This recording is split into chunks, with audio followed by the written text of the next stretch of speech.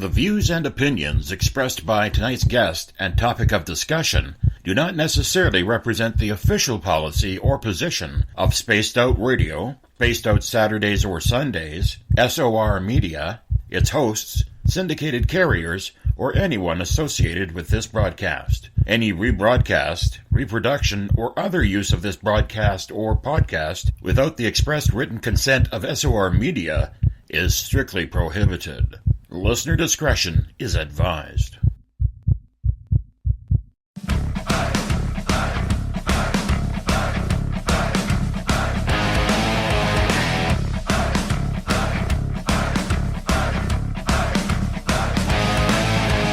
Are you experienced?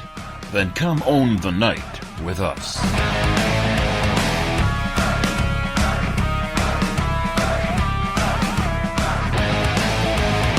Little brother has taken control, shoveling dirt in every hole.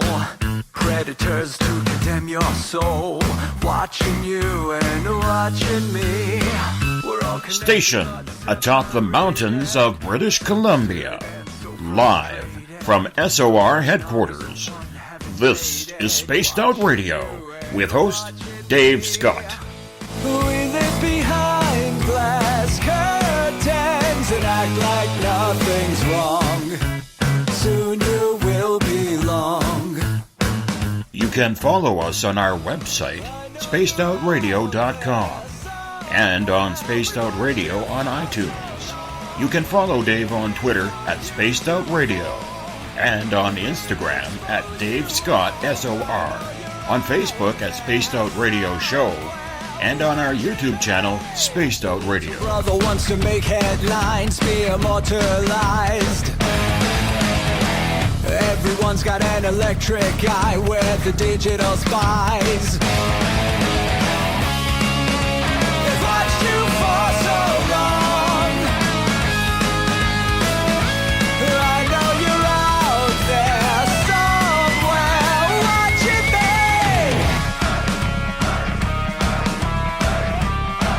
me. Buckle up, space travelers.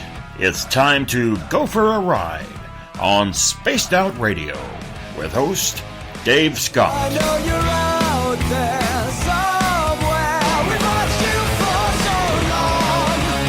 Wait for you to fall. We'll expose you all. I know you're out there somewhere watching me. Little brother wants to make headlines, be immortalized. It's Tuesday, March 6th, Wednesday, March 7th if you're on the East Coast or across the pond, and this is Spaced Out Radio. Hope you had a great day and night. I am your host, Dave Scott, sitting right here in the Great White North of the Cariboo region on top of the snowy mountains of central British Columbia, right here at SOR headquarters.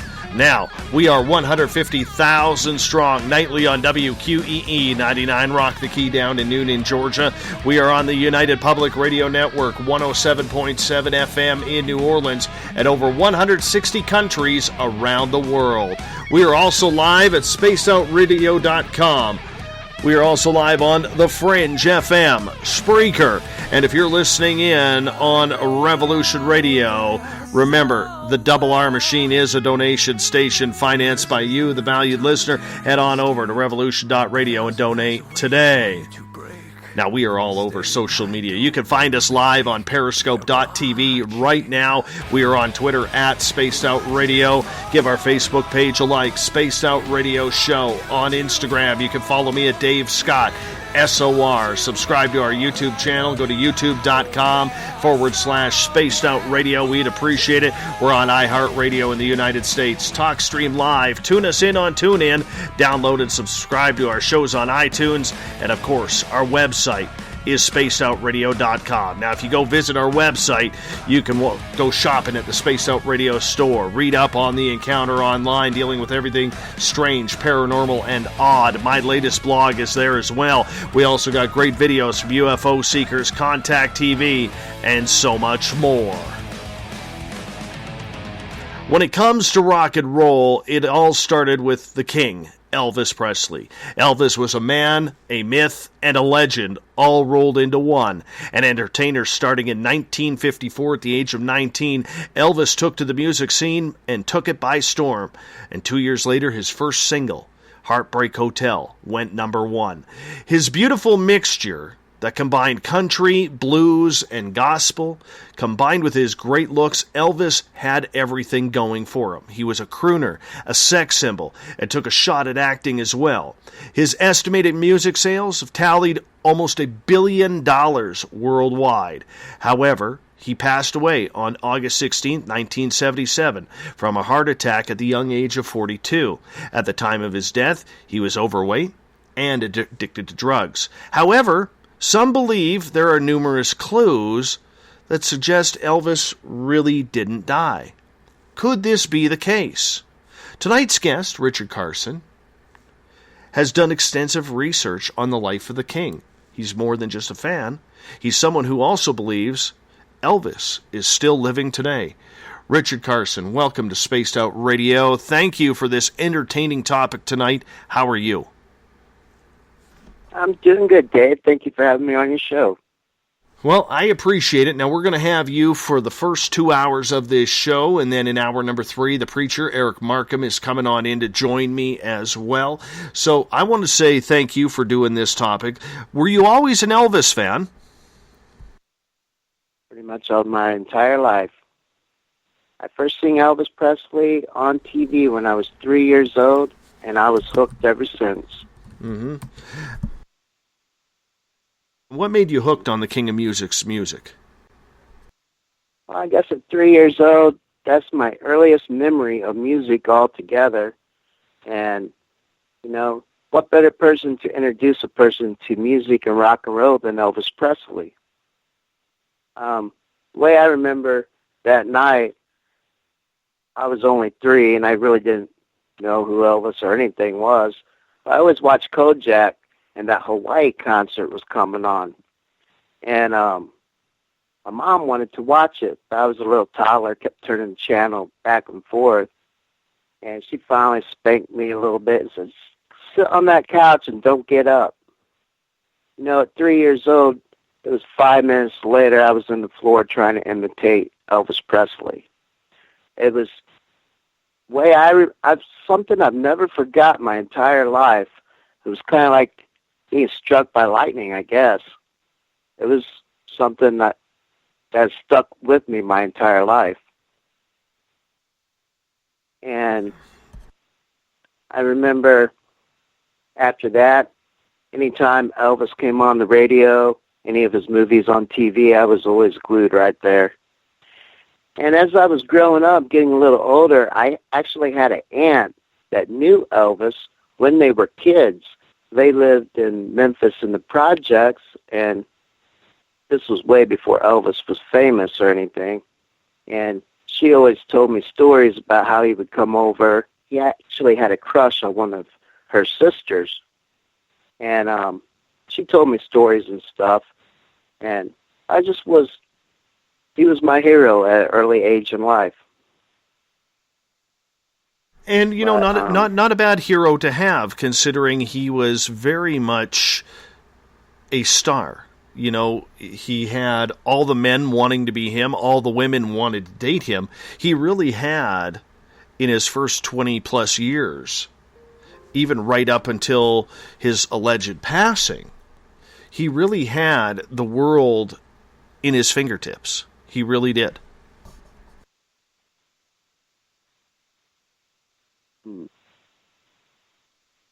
Well, can't argue there.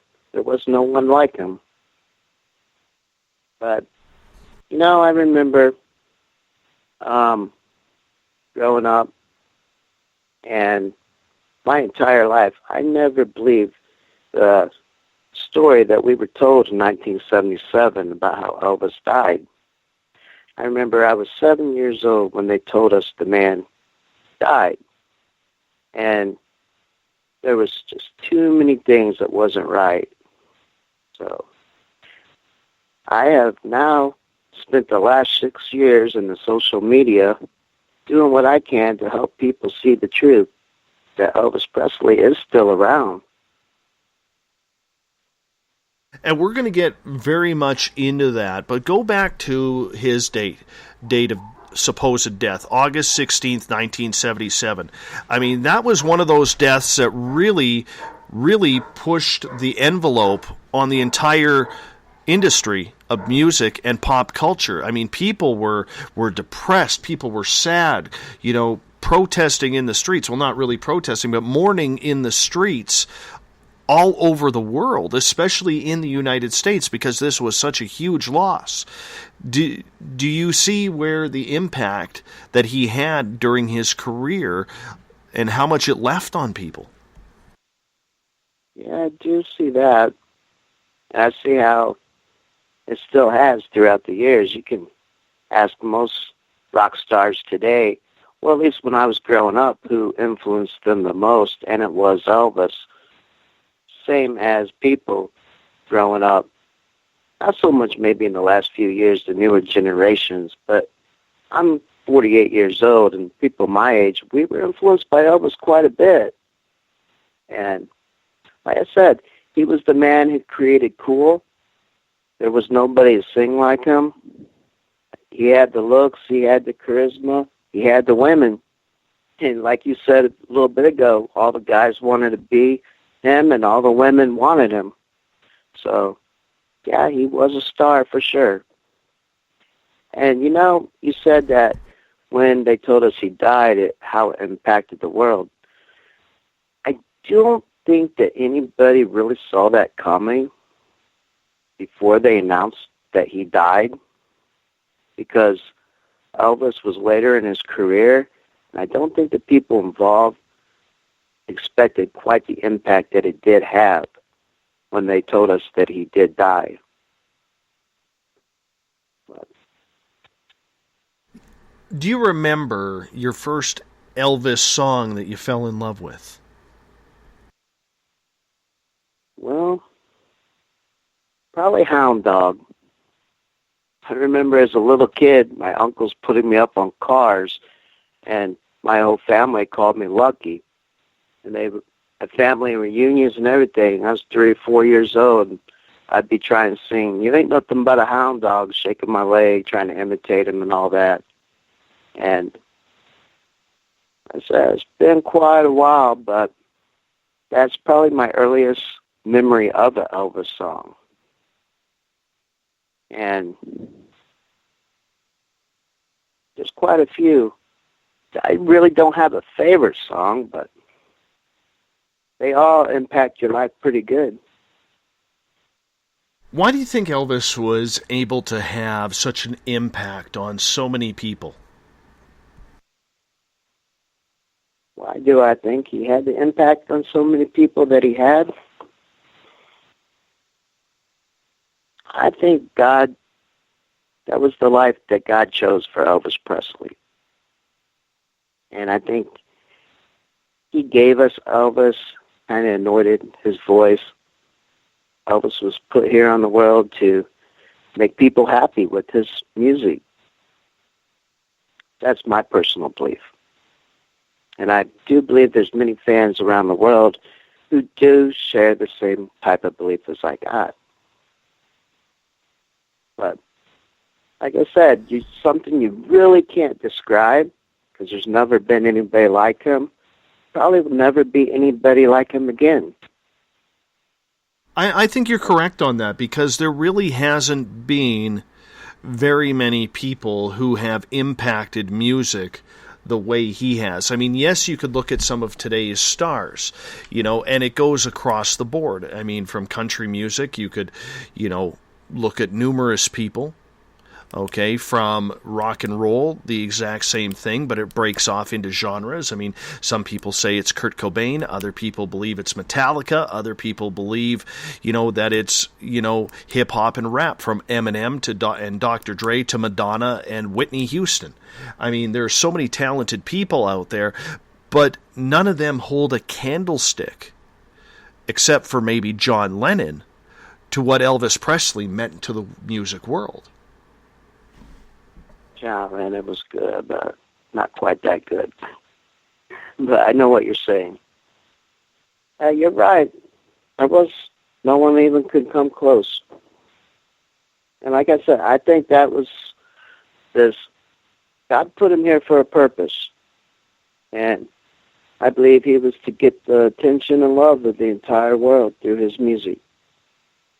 And I think that has a lot to do why so many people love this man and what he gave us.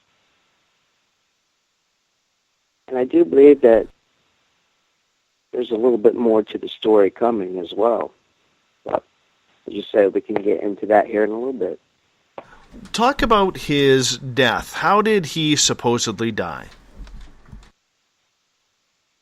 Well, they told us that there were so many different stories, though. Like you said, we were told he died of a heart attack. We were told he died of a drug overdose. There was different medical reasons why he supposedly died. The story was never the same. But the story was supposedly he went to the bathroom and read a book, and his girlfriend went in and found him dead on the floor. But there's been a lot of things that have been said by his friends that just don't match up. And what's not adding up to 4 for you? All right. There's a story, like I just said, they told us how he went in. He was found in the bathroom on the floor reading a book. His friend Joe Esposito, in an interview, said that he was found in bed.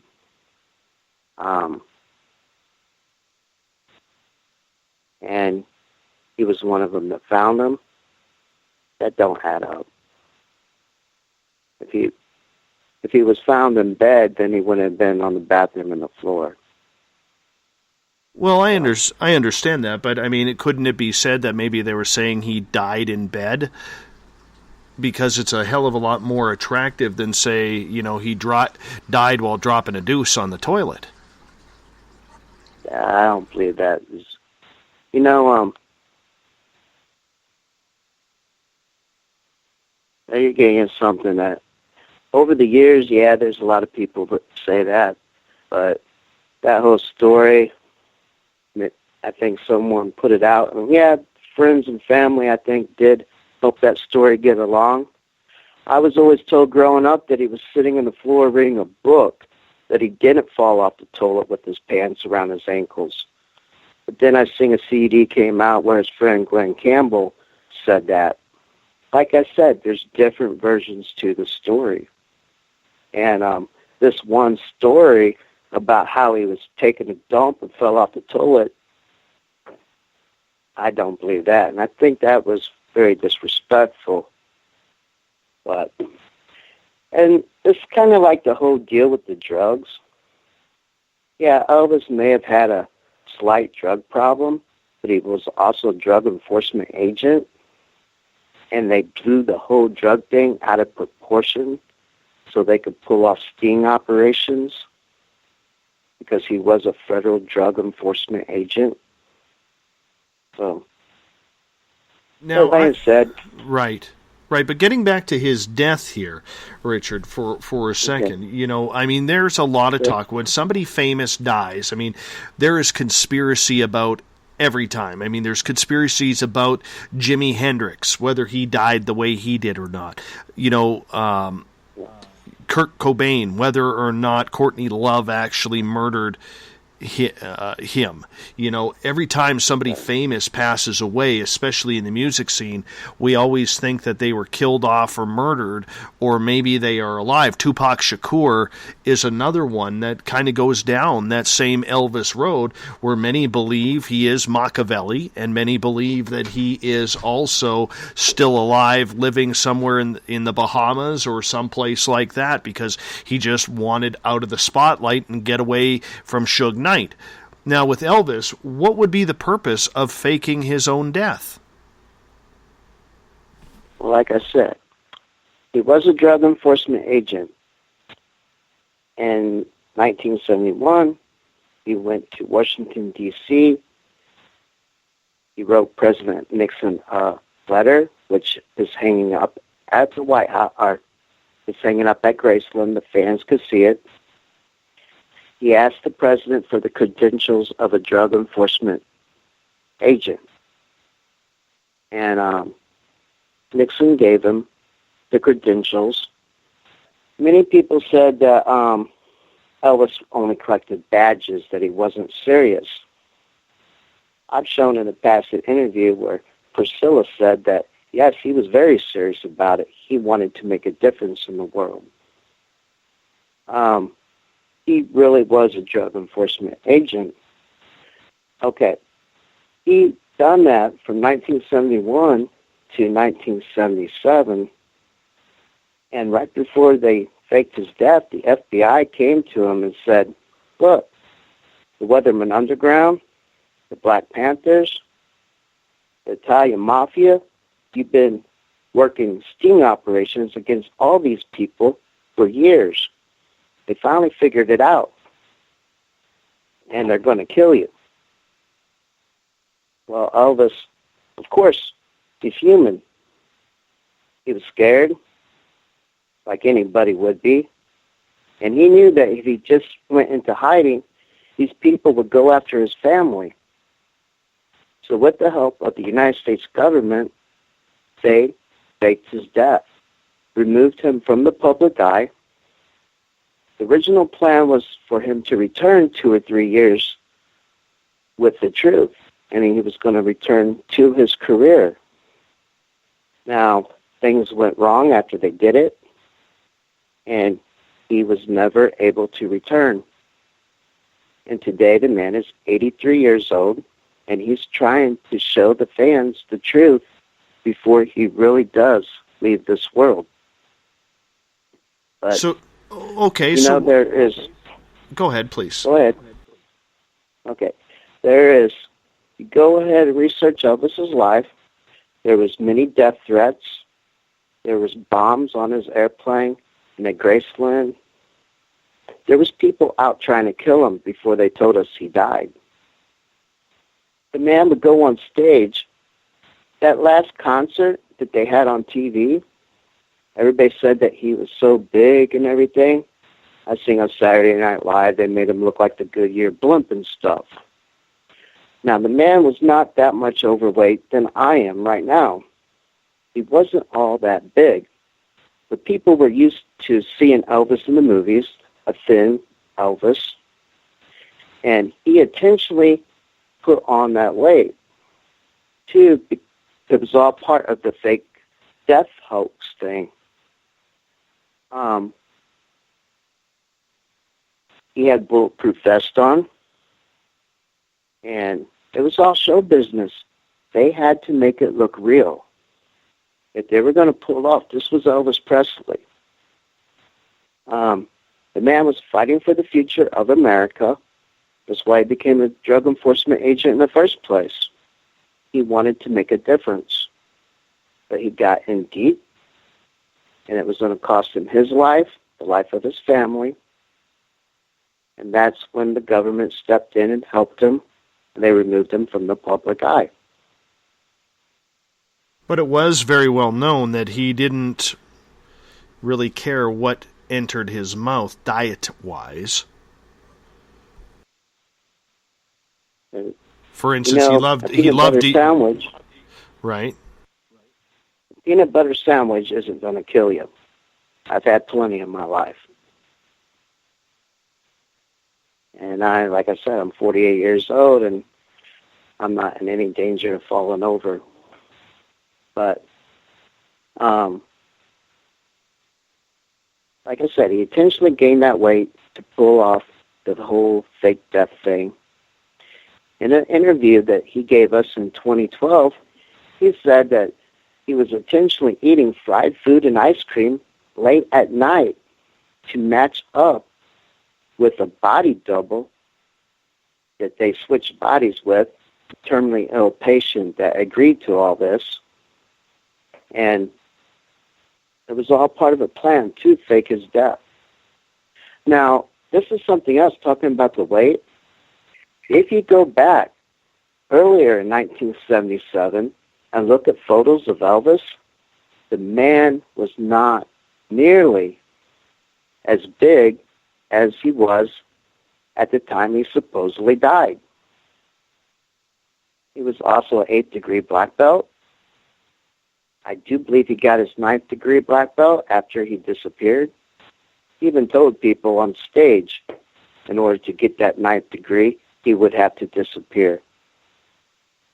But the man wasn't fit. You know, the night before he supposedly died, he was playing racquetball, and he went to the dentist. He wasn't all in bad shape. Like I said, it was a lot of show business there. They had to make it look good. But well, let me ask you this, because his autopsy results and report are available online. Whose body was it then? it was in the film, the interview from 2012, he gives us the name Roscoe Holloway. I wasn't there. I can't give you that much more information about this guy. I don't know a whole lot. But he did give us a 2-hour interview explaining it all in 2012, and he talks about this. And there was a terminally ill patient that agreed to all of this, and the man, Elvis told us in that film that the man's name was Roscoe Holloway. Which film was that? It is called Elvis Found Alive. It's a 2-hour interview, and there was a CD that came out with it that had 15 new songs. That's why I was asking you if you could play some music on your show.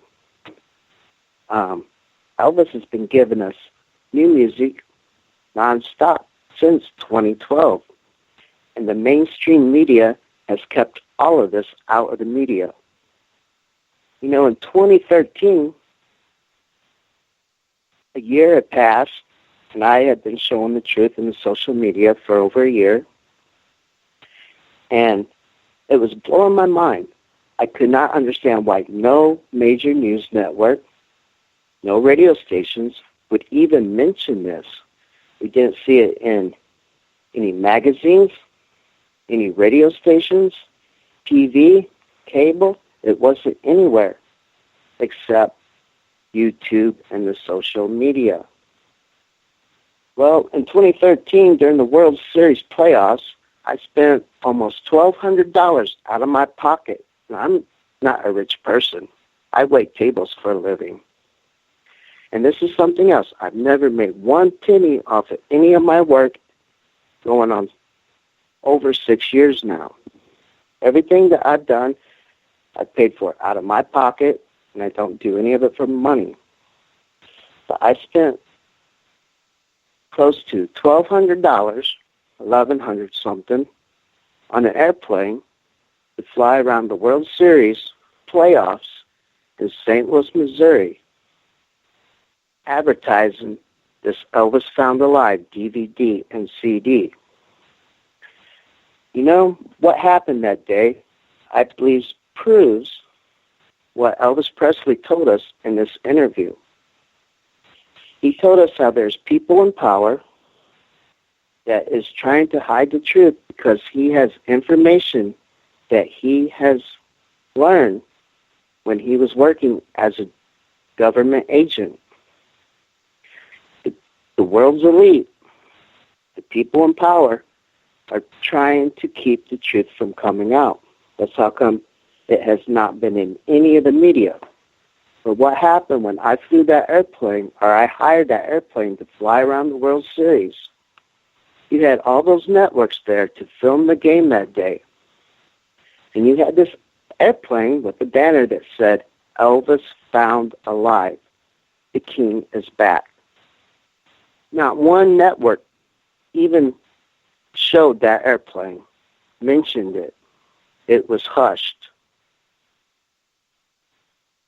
You know, if this story that came out in 2012 in this 2-hour interview that he told us was not true, those people there with their professional television cameras, they would be filming that plane saying, what kind of crazy nut did that?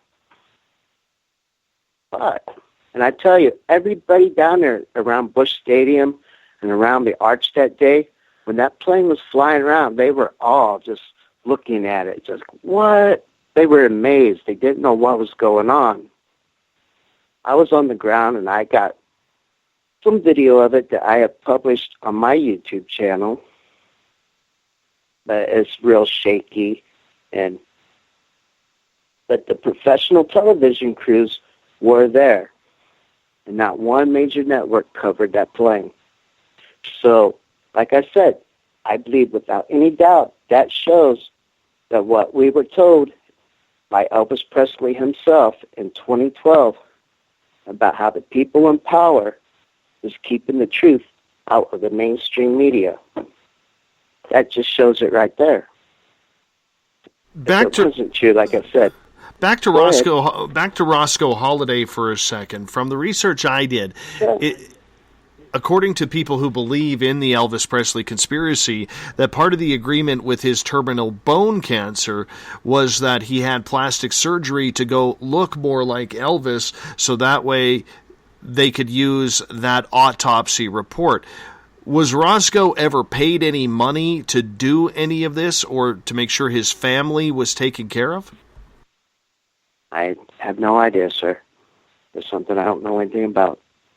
But I do believe that Elvis himself did tell us in the film that this Roscoe Holloway did have some plastic surgery to look a little bit more like Elvis.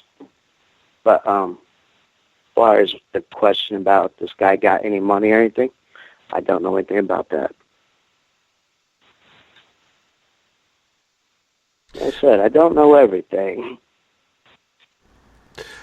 But go ahead. Okay, so if Elvis was a DEA agent, because it was well known that he was made an honorary DEA agent, do you believe that that honorarium was just for public appeal rather than the true training that it would take to become a DEA agent? Well, you know, Elvis was military. He had his military training.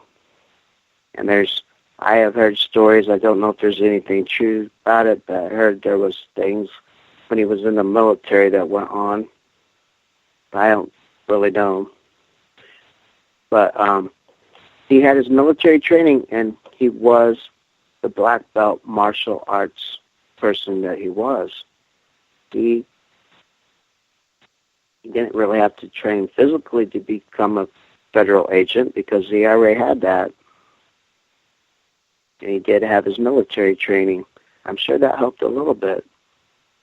But why would why would he want to get into the whole drug enforcement agency when in reality here he is sitting on millions. He's one of the most popular figureheads in the world. You know, I mean, if he wanted to remain single, I mean, he could have racked up some serious numbers if he wanted to remain single. You know, considering that every woman, you know, wanted to be near him. I mean, it just doesn't make sense that, you know, maybe was it a childhood dream of becoming a cop, or what was it? He did have a love for law enforcement his entire life. He always loved being a cop. He was honorary deputy in many sheriff's departments before he went and got into the federal law enforcement part of it. He always had a love for the law, I guess. And he does talk a little bit about that in the Elvis Found the Life interview as well. But these are all questions that we're going to have to ask him when he does return. And I hope that will be later on this year. But go ahead. Why do you think it's going to be later on this year? He's been telling me that he's ready to do it. He's been telling you how. Well, I've got a very wild, strange story, which is for another night. But for the last year or so, I've been in contact with them on Facebook. That's one way.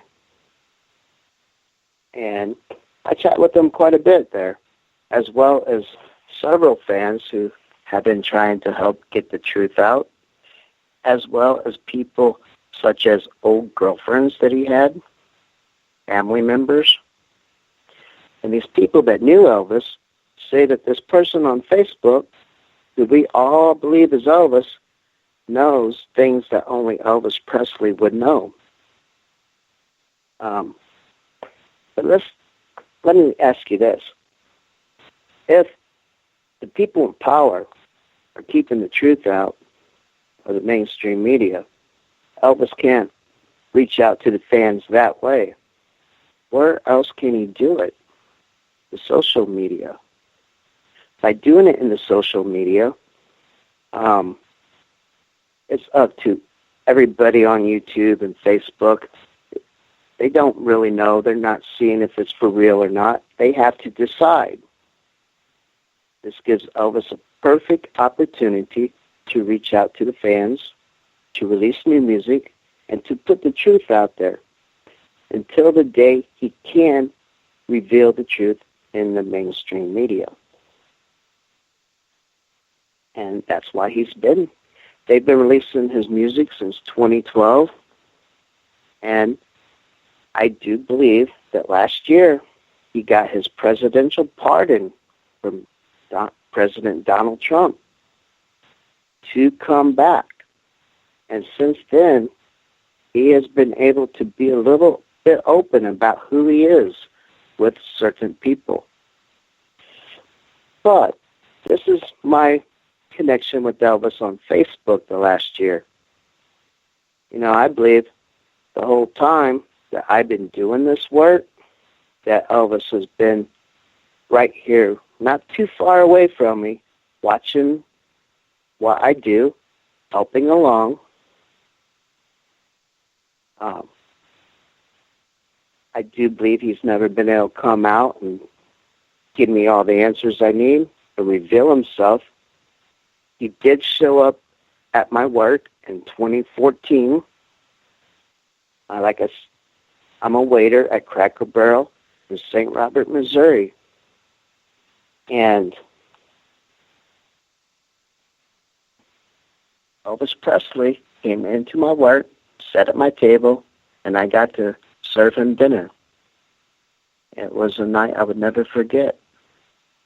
But, you know, it was only about 3 months before that, Priscilla Presley came to St. Robert and did a radio interview at a little bitty radio station a couple of streets up from my house. And the wild thing is, that radio station don't even play Elvis music. It's a classic rock station. And there's been many other things here in this town that I believe they've been doing to kind of show people like, hey, this guy's for real.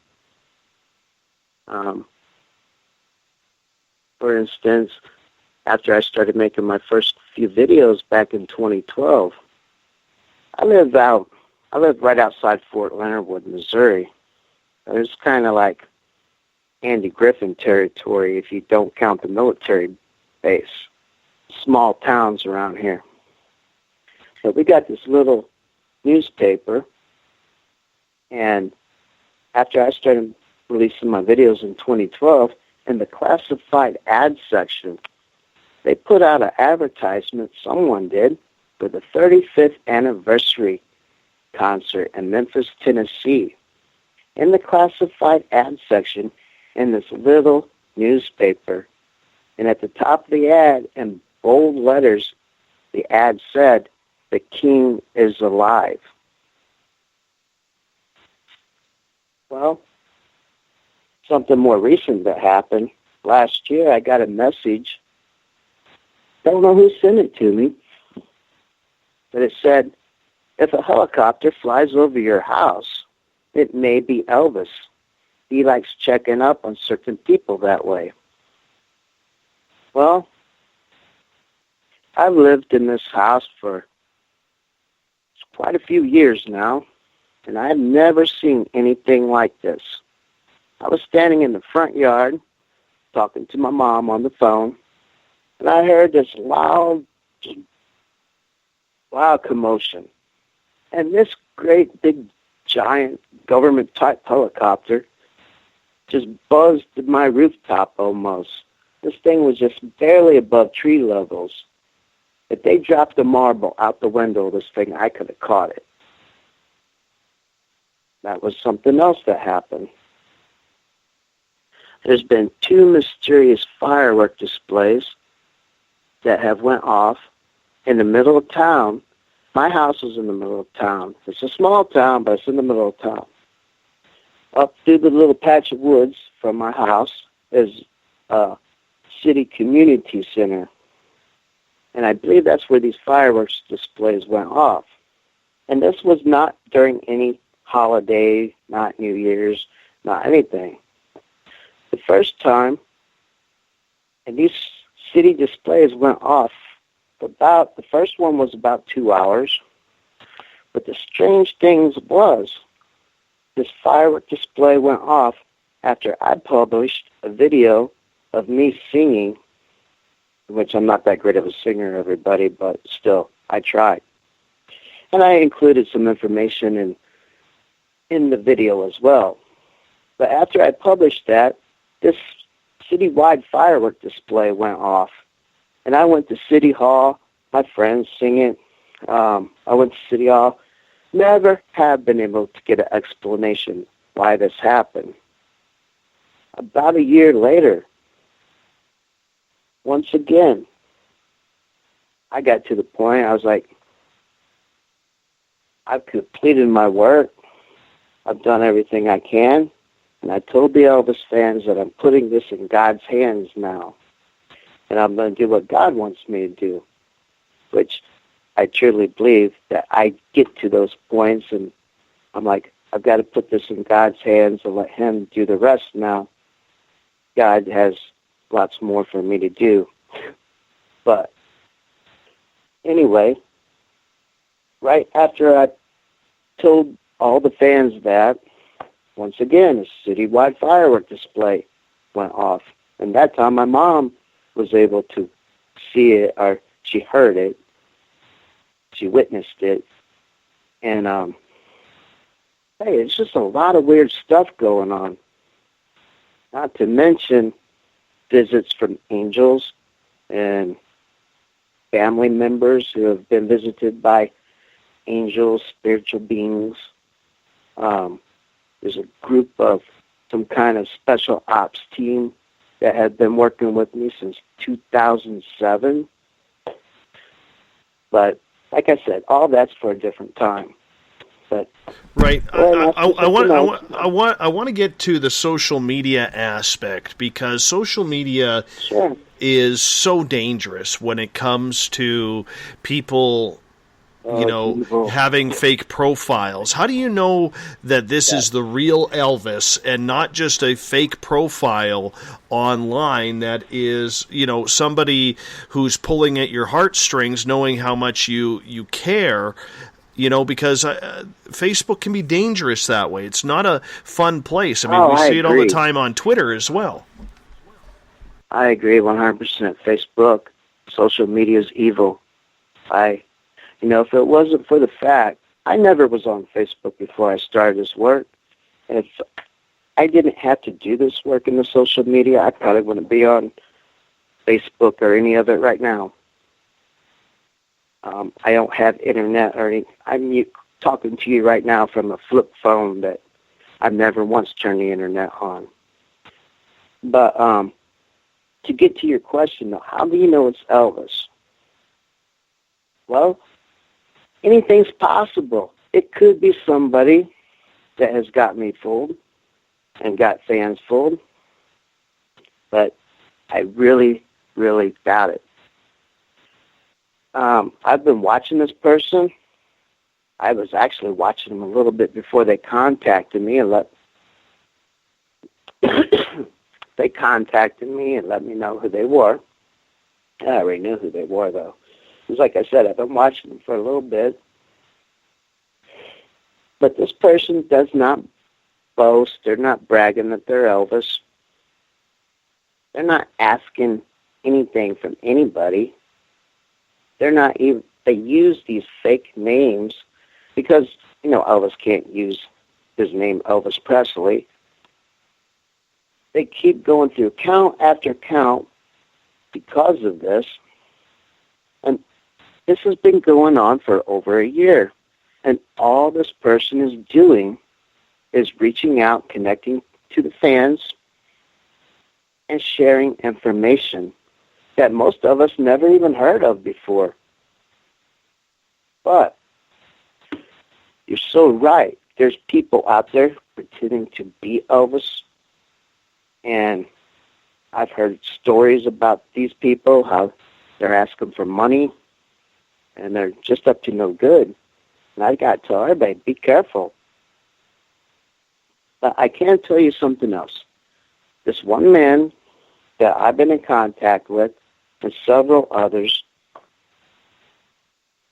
that I believe is Elvis Presley. Back in 2007, when I was approached and I was told how I would do all of this, 5 years before I ever even started it. In 2007, I was told that Elvis Presley would be on Facebook, and I was asked to help him. And I do believe that I've been doing this for the last year. But, like I said, you just got to be careful. If someone comes up and says, hey, I'm Elvis, and asks you for $100 or do something outrageous, that should be a red flag. Hey, run away.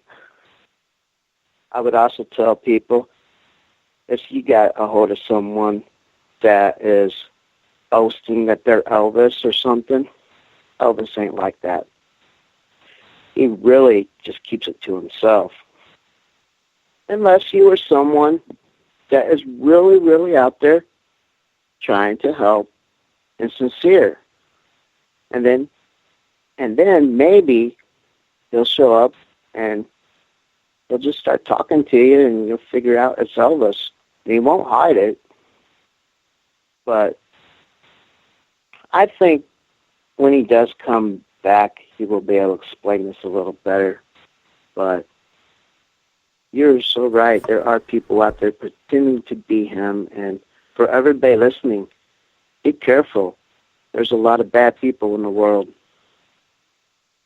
I understand that, but what are the signs that make you believe that this Facebook profile that you were in touch with who says he's Elvis is truly him? What makes you believe that? I can tell. He talks about things that only Elvis would know. There's things that I know that probably not a whole lot of other people would know about Elvis. And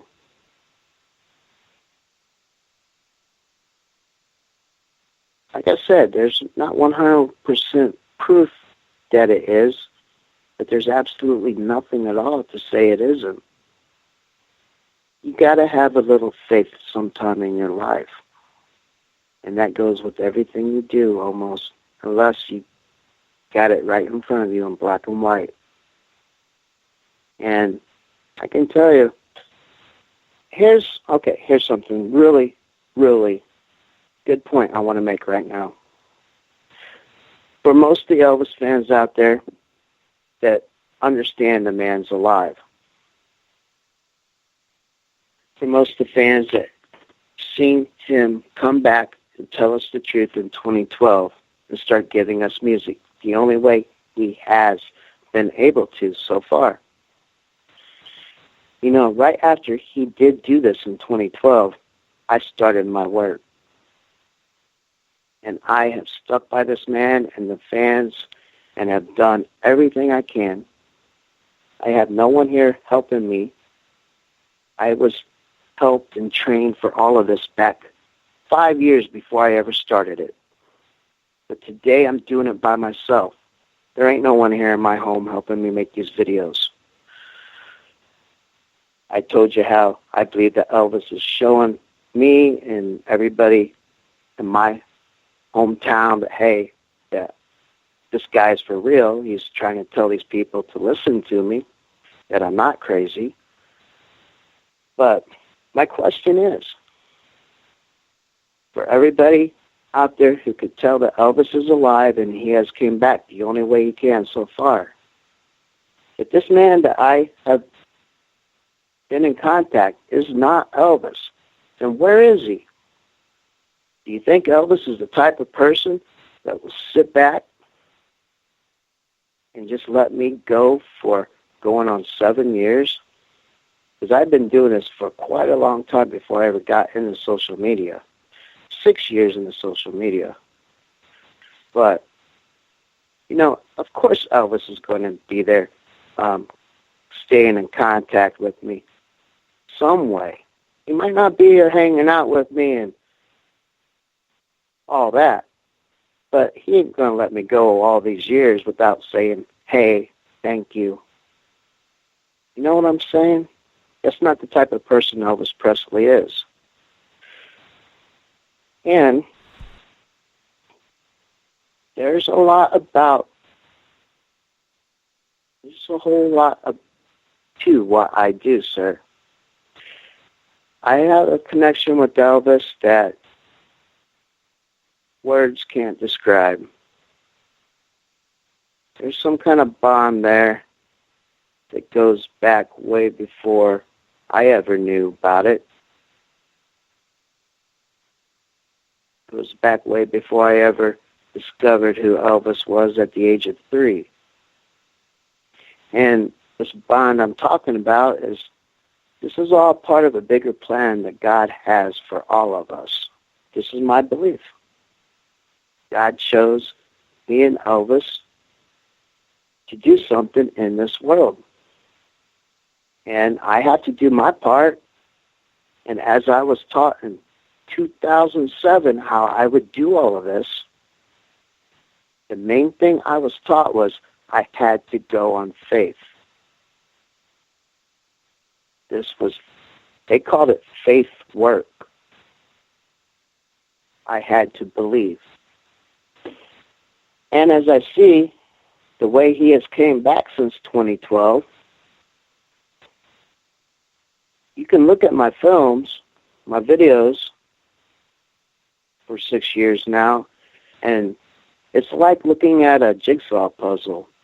Each piece of the puzzle is a clue that slaps you right in the face. Some of them are so obvious that people just refuse to believe it. But you can look at one piece of the puzzle, and it could be interesting. But when you take the time and put it all together, that's when you can see the picture and see it clearly. And that's what I have done my very best doing for everyone. I would not ever tell anybody, even this 2-hour interview that came out in 2012, don't look at that by itself and come to a conclusion. Look at everything that has came out before and everything that has came out since. You've got to be able to put everything together and look at it for what it is. One piece of the puzzle will give you a good idea. You know, I just published a video today on YouTube on Knights of the King's Realm. It shows, the video is called Published Photos of Elvis Presley after 1977, alive and well or something like that. You can find it. I published it today on Knights of the King's Realm on YouTube. What this video shows is an advertisement that came out in 2012. And what they did was they took Elvis Presley at that time. He was around 77. Well, he was 77 in 2012. And with makeup and altering his appearance, they fixed him up to look like he did in this 1968 comeback special. They took the photograph and they put it on their advertisements, and they gave it to the world.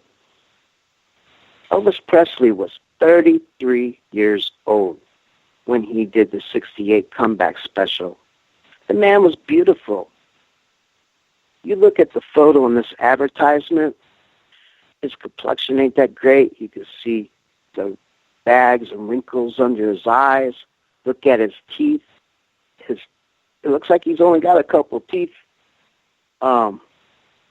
Sideburns and hair looks completely fake. This came out in 2012. I found it in an Elvis CD that came out at that time. I found this photo on a coupon for Graceland. I also found this photo in a brochure for Graceland in 2012 and on some of their other advertising. Hey, Richard, I'm going to get you to hold on right there because we're going to hop out for our first break of the night. Richard Carson is our guest tonight on Spaced Out Radio. He is a researcher into the conspiracy that Elvis is still alive. And we're going to find out his evidence and more questions for Richard Carson right after this break on Spaced Out Radio. So stick around. In hour number 3, I'm going to be joined by the preacher, Eric Markham. We're going to talk conspiracies in general, and we're going to have some fun tonight on this show as it already is. We're 1 hour down, 2 hours to go on Spaced Out Radio. Find your escape where time has no limits. It's about living today and cherishing the heritage of yesterday. A spirit of adventure for what is new, with the nostalgia of the past. Your timepiece is a reflection of who you are. Life surrounded by beauty from the world around us to the soul within. EscapeWatches.com. There is no time like the present to enjoy your escape. Use promo code SMF2017 for your 20% discount today. Lori and Fenton here, SOR listeners. Join me at UFOCon 2018 in South San Francisco, California, March 23rd through 25th, where 14 presenters discuss all things disclosure, UFOs, and aliens. Stephen Bassett, Grant Cameron, and Melinda Leslie address disclosure. Preston Dennett will present Inside UFOs. Your Dave Scott and Lynn Buchanan tell of amazing alien contact. Get tickets at caufocon.com. The freedom to post what you want, when you want. That's the social media freedom you need. Social Media Freedom is the free app in your app store. No need to worry about going to jail or being shadow banned any longer. It's the freedom to say what you feel. The freedom to know Big Brother isn't watching. It's the way social media is supposed to be. Social Media Freedom. It's time to set yourself free. Download from your app store today. Coming September 28th to the 30th, it's our first annual Caribou Paracon, put on by Spaced Out Radio and the Canadian Society of Questers. 3 days of paranormal, supernatural, and spiritual knowledge in the beautiful 108 Mile Ranch, British Columbia. Tickets are $150 Canadian for the event, being held at the Spruce Hills Resort and Spa.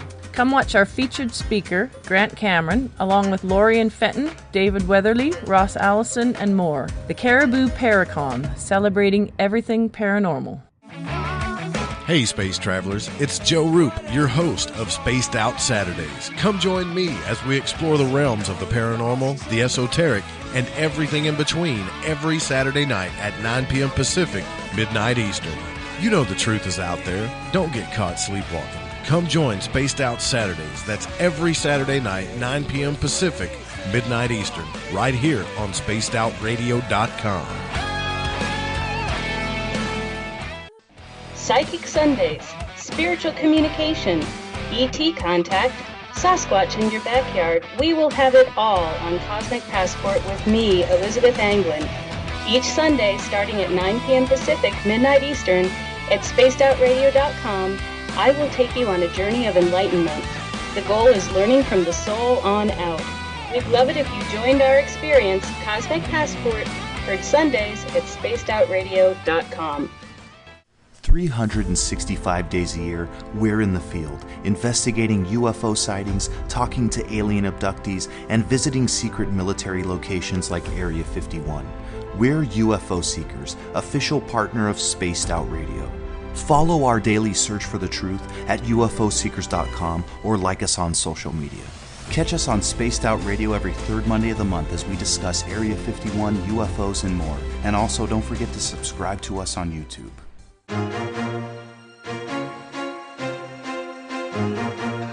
From coast to coast to coast, Blacklight Uncharted is taking on the paranormal across Canada. From ghostly hauntings to the UFOs flying above in conjunction with MUFON Canada, we're closely investigating what's going on in the northern skies and checking out the apparitions that walk among us. Check out our videos right here at spacedoutradio.com. We want to know your thoughts, we want to hear your experiences, and we want you to share your stories. The answers are out there, and we intend to find them. It's paranormal news at its finest. Welcome to The Encounter.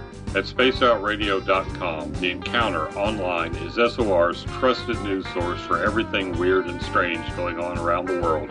This is news editor Eric Markham. Our team of journalists are scouring the planet for those strange stories that rarely make the mainstream. No fear-mongering or fake news here. Head over to spacedoutradio.com and encounter The Encounter. Want to learn more about aliens, cover-ups, conspiracies, cryptids, and the paranormal?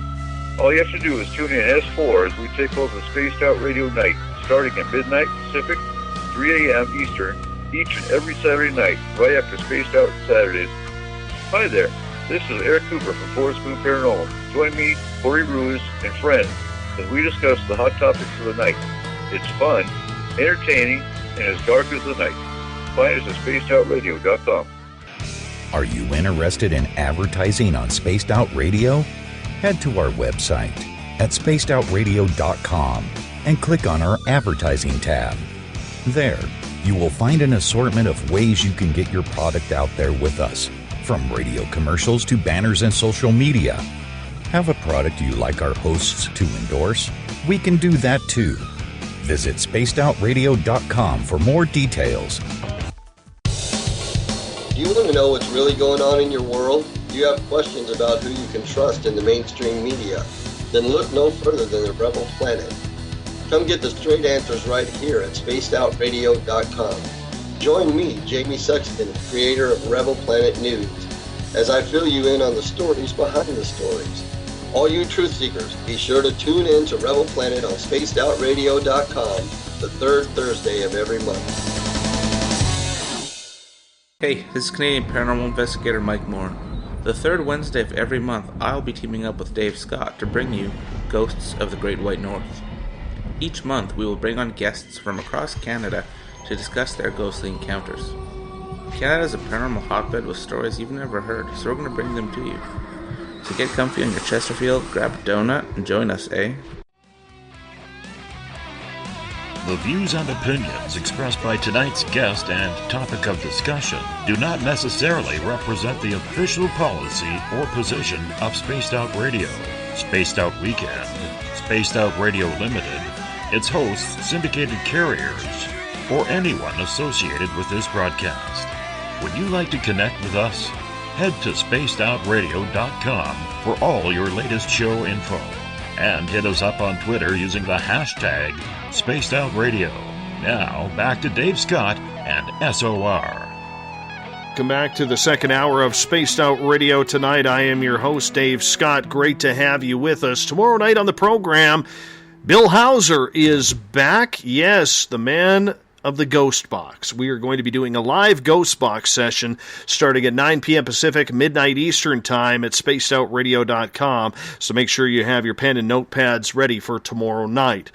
We also want to welcome in everyone listening in on WQEE 99 Rock the Key down in Noonan, Georgia, home of The Walking Dead. We are live as well on the United Public Radio Network, 107.7 FM in New Orleans, and over 160 countries around the world. We are also live on The Fringe FM, and if you're listening in on Revolution Radio, remember the Double R Machine is a donation station financed by you, the valued listener. Head on over to revolution.radio and donate today. Bill Cardwell has set the password for tonight in the SOR Space Travelers Club. Baccalaureate.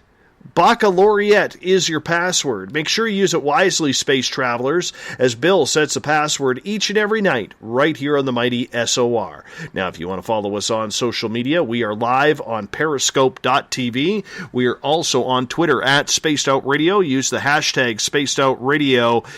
If you want to connect live with me during the show as well, give our Facebook page a like, Spaced Out Radio Show. On Instagram, follow me at Dave Scott, SOR. Subscribe to our YouTube channel, Spaced Out Radio. Go to youtube.com/Spaced Out Radio. We're on iHeartRadio in the United States, TalkStream Live. Tune us in on TuneIn. Download and subscribe to our shows on iTunes. Our website is spacedoutradio.com, where we have a plethora of features for you, including joining the SOR Space Travelers Club for $5 a month, rock out to some Bumblefoot, shop at our Spaced Out Radio store, read up on the encounter online, or watch great videos from UFO Seekers Contact TV, and so much more. Tonight, we are talking about Elvis. Elvis Presley allegedly died August of 1977. But there are people, like our guest, Richard Carson, who believe that Elvis is still alive, and his research is looking into that. Richard, welcome back. Thank you.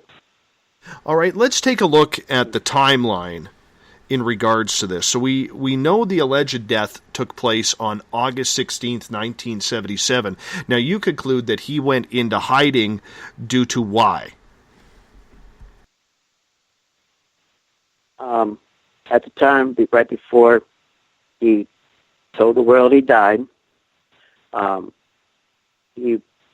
FBI came and told him that there was people who issued contracts out on his life, and he was going to get killed if he didn't do something.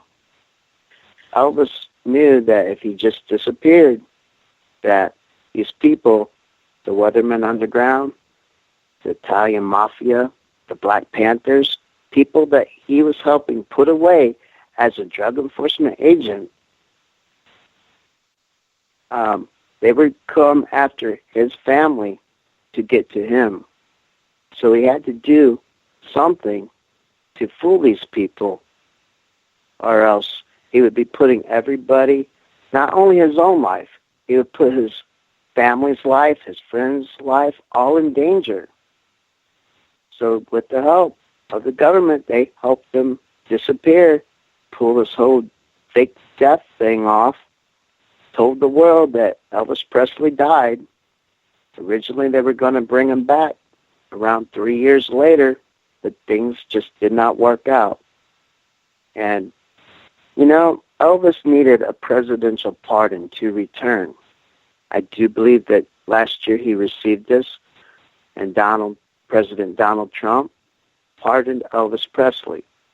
But many people say, why did Elvis need a pardon? He didn't do anything wrong. We are told that some people say faking your death is illegal, and maybe that's why he needed a pardon. But, you know, to be pardoned for doing something like this, I would suspect he is no longer liable for contracts, with the record companies and all that. Anything connected that he could be held liable for because he did this, I'm sure this pardon has helped him with that, all the legalities. But let's look at something else. When the fans gathered outside of Graceland to view the casket, a drunk driver drove into the crowd and killed some of the fans that was waiting there to view the casket. If he didn't fake his death, those fans wouldn't have been there and they would not have got killed. Could he have been held liable for their death? Of course, he was not responsible. He didn't do it. But maybe that is why he needed a presidential pardon. we never have been told exactly why he needed the pardon. We were only told he did. And all through the years, he would get close. And like Ronald Reagan, he tells us in Elvis Found Alive that President Ronald Reagan was going to pardon him. That it would be good for our country. But then President Reagan got sick. President Bill Clinton. And I like to share something with everybody about this. But in Elvis Found Alive, Elvis tells us that President Bill Clinton was going to pardon him. And then the whole Monica Lewinsky thing happened.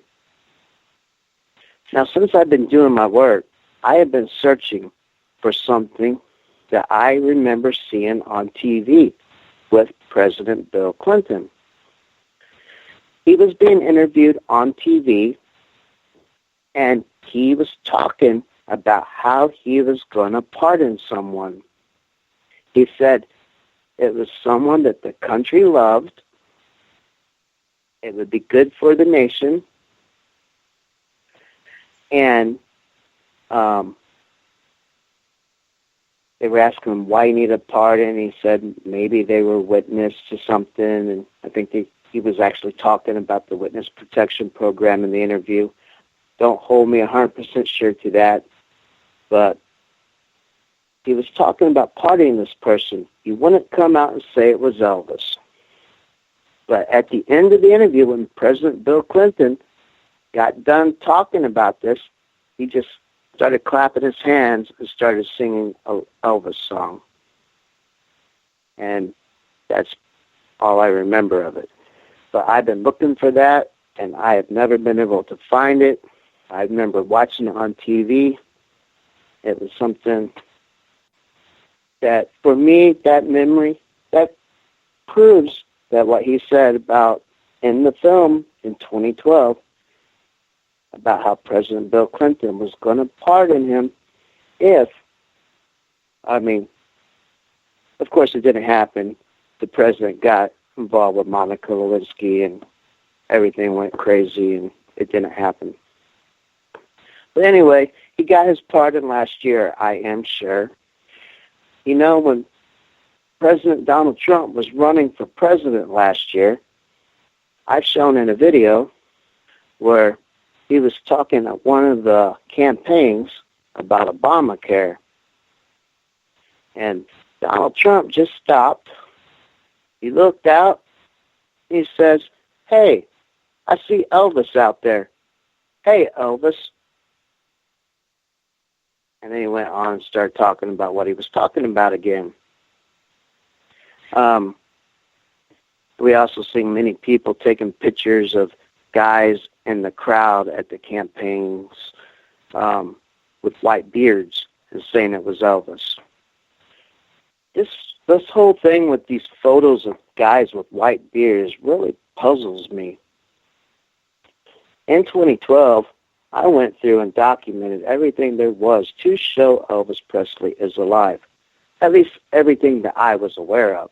I'm sure there's a whole lot more out there that I haven't shown because I'm not aware of it. But what I'm saying is I've shown quite a bit. That was in 2012. Since I've done this, there's really only a handful of people out there in the social media that is making Elvis is alive videos, trying to show people that Elvis is alive. And you know what? Nobody is showing the music, the clues, the evidence. They're not touching on that. They're showing pictures of people with white beards in these crowds at the presidential election campaigns and stuff, at birthday ceremonies. They're showing just pictures of guys in the crowd with white beards saying that, "Oh, this looks like Elvis. This is Elvis." It don't make any sense. I also see so many people believe that there's this preacher in Arkansas, Bob Joyce. They all believe that this guy is Elvis Presley. You know, Elvis Presley's 83 years old. right now.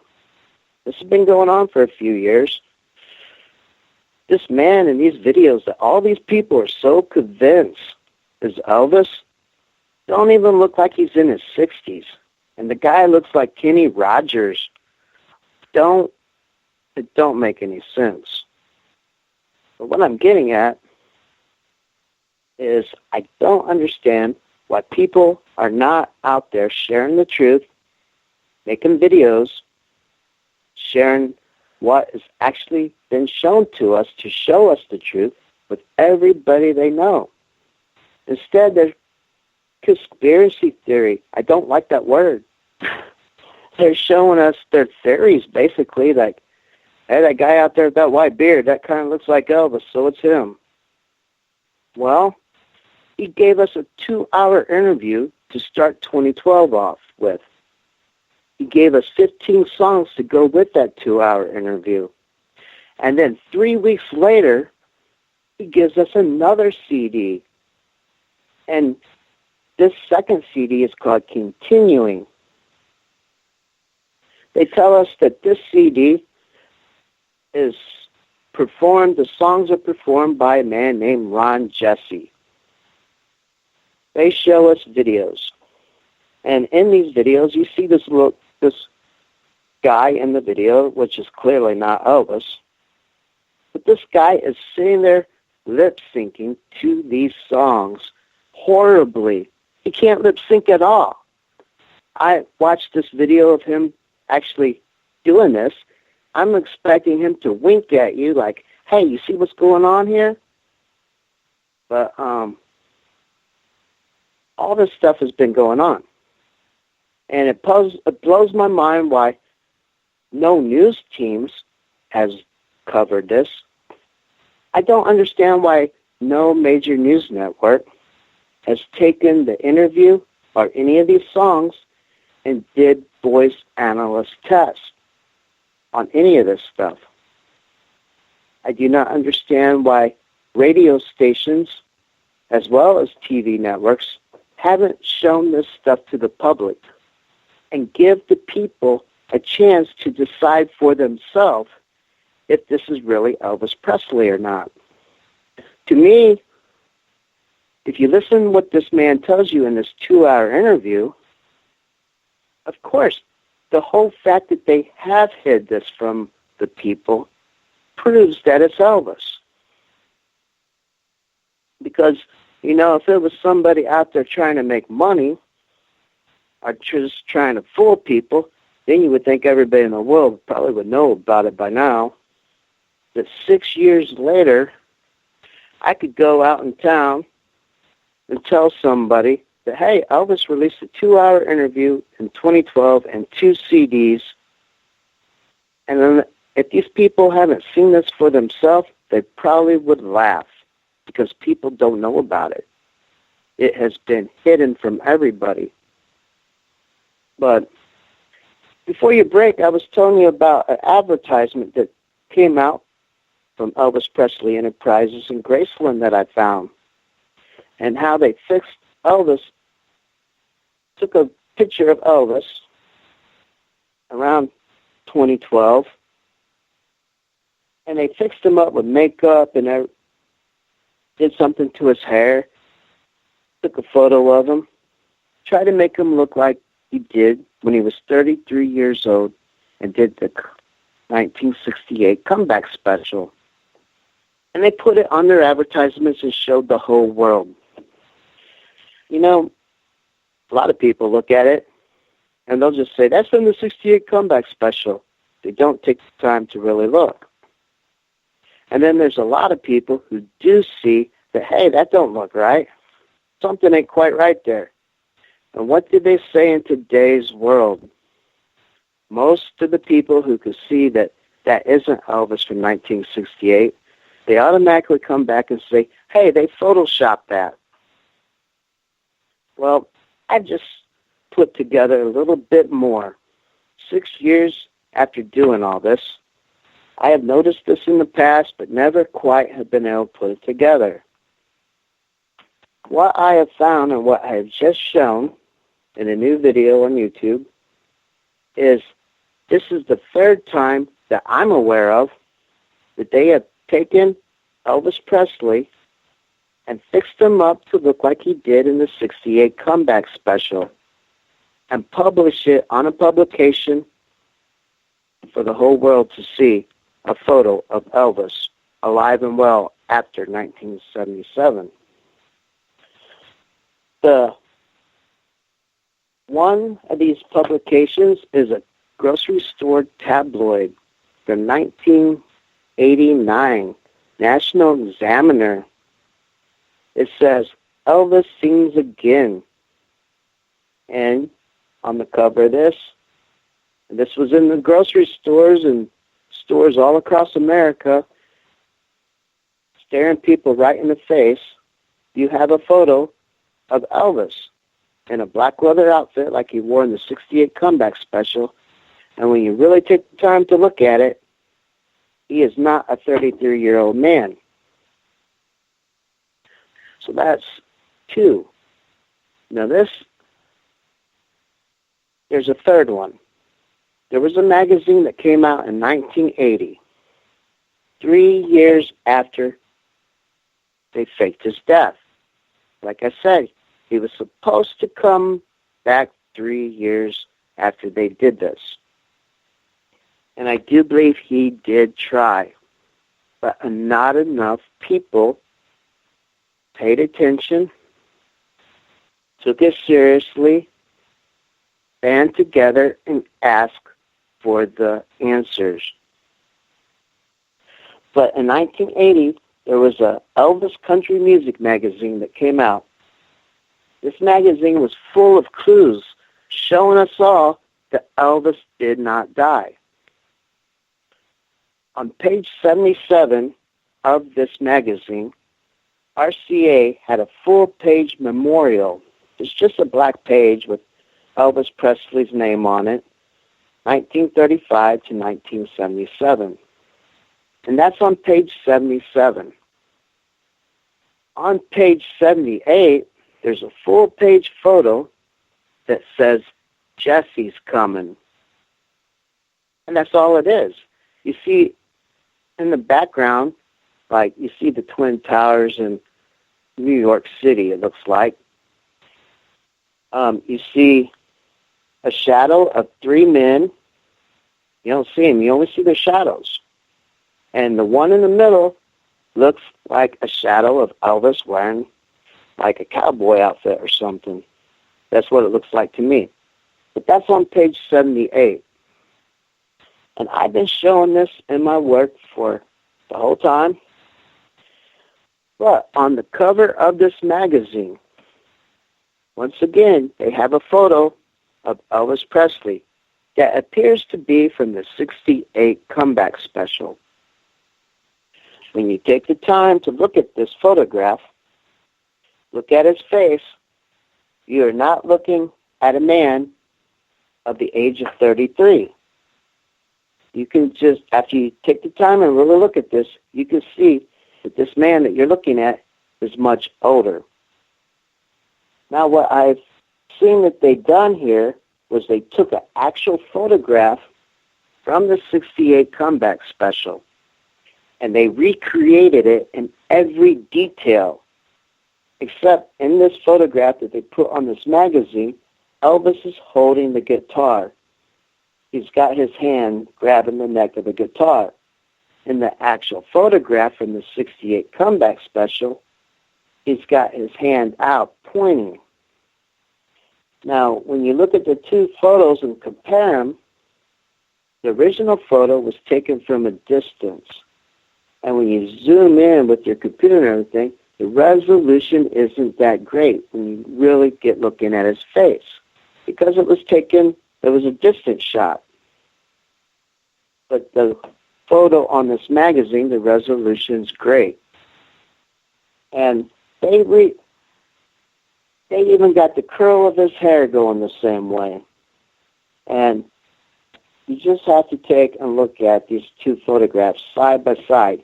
And you can see this in this new video that I just published today on Knights of the King's Realm. But they have been doing this the whole time showing us that Elvis is alive with these photographs of him after 1977, passing them off as pictures from the 68 comeback special.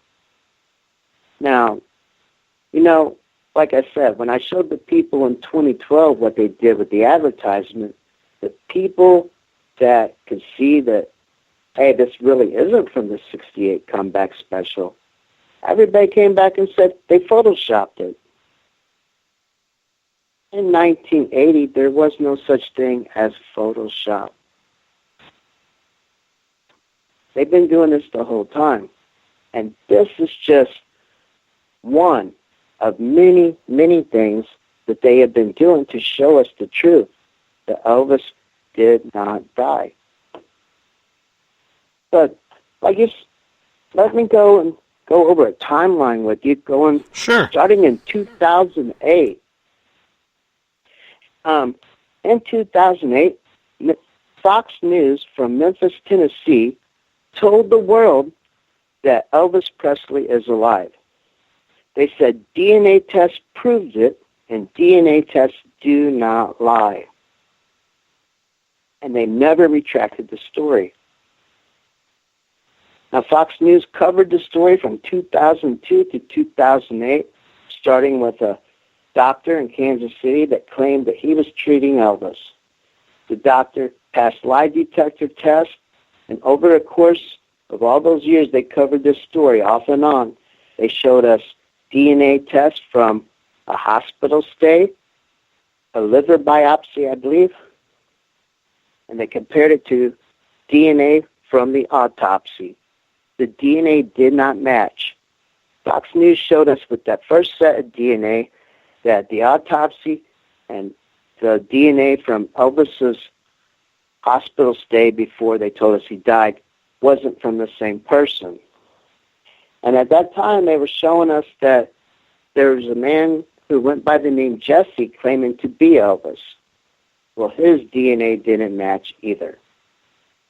Now, to explain that to everybody, I'm pretty sure that probably what they did, Elvis was already a federal agent at that time, that he was in the hospital, and he probably knew that somewhere down the road they may actually have to do this whole thing with faking his death. So they just switched to DNA back then when he was in the hospital. And anyway, I think that is probably what happened and why there was 3 sets of DNA and it all came back as 3 different people. Because the man claiming to be Elvis in 2008, DNA proved he was Elvis Presley. But, okay, that's Fox News. The story dropped there. Fox News didn't mention it anymore. No other news networks mentioned it. We never heard about it again in the mainstream media. But guess what? In 2009, we got a movie called Lonely Street. And there's 3 songs in this movie on the soundtrack. When the Rebel Comes Home, Waiting, and Until It Happens. These songs were recorded by an artist that went by the name The King that released a CD in 1998 called Gravelands. And another one in 2000 called Return to Splendor. 2005 released a 3rd CD called Any Way You Want Me. Listen to these CDs. This is Elvis singing songs like by AC/DC, Nirvana, Jimi Hendrix. Now, they slapped a picture of somebody else on the CD, and this person they show you, his name is Jim the King Brown, and he goes to the stage and performs to these songs. I believe that he's lip-syncing in the videos. I don't know if he ever goes, if the guy filling in goes to the stage and actually sings anything himself. He could, but I believe with no doubt that who you hear on the CDs, the man that recorded the songs in the studio is Elvis Presley. But in 2009, this movie, Lonely Street, it was this man, the King, who they gave credit for doing the 3 songs in the movie.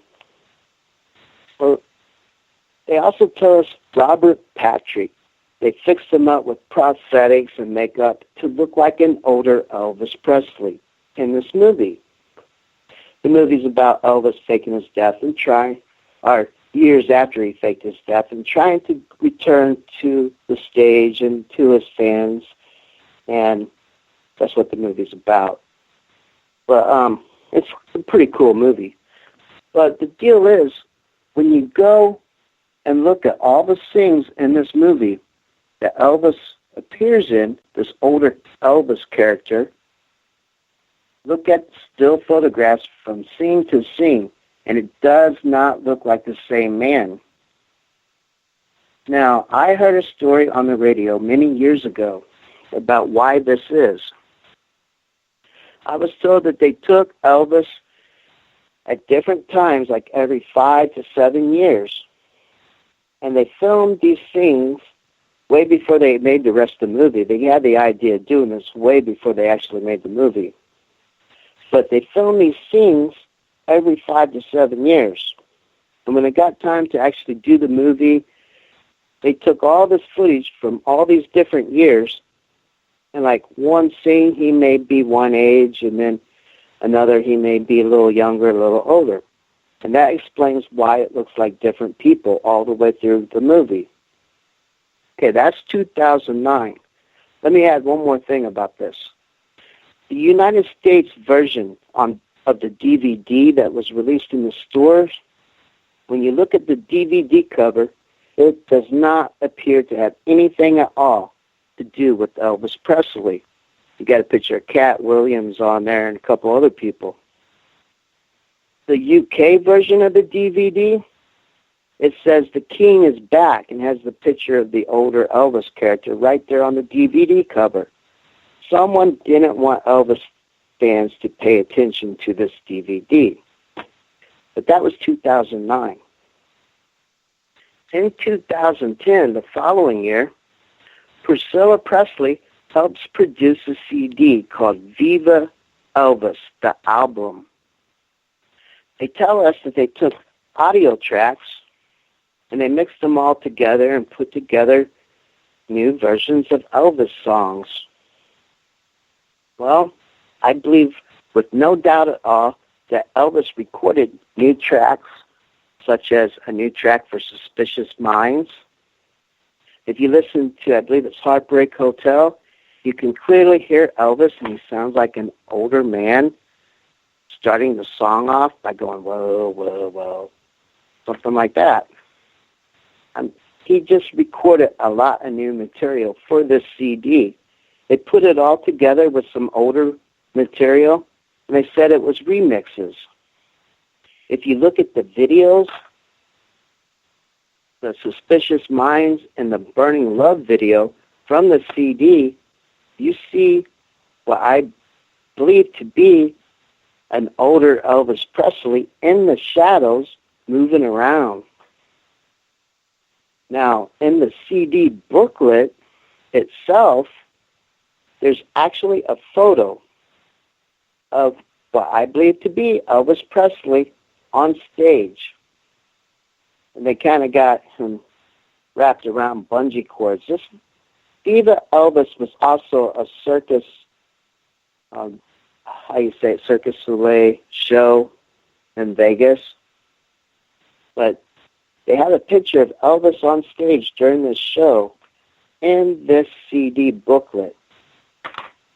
That was 2010. And Priscilla helped produce this CD. So you hear an older Elvis along with new versions of the songs on this CD.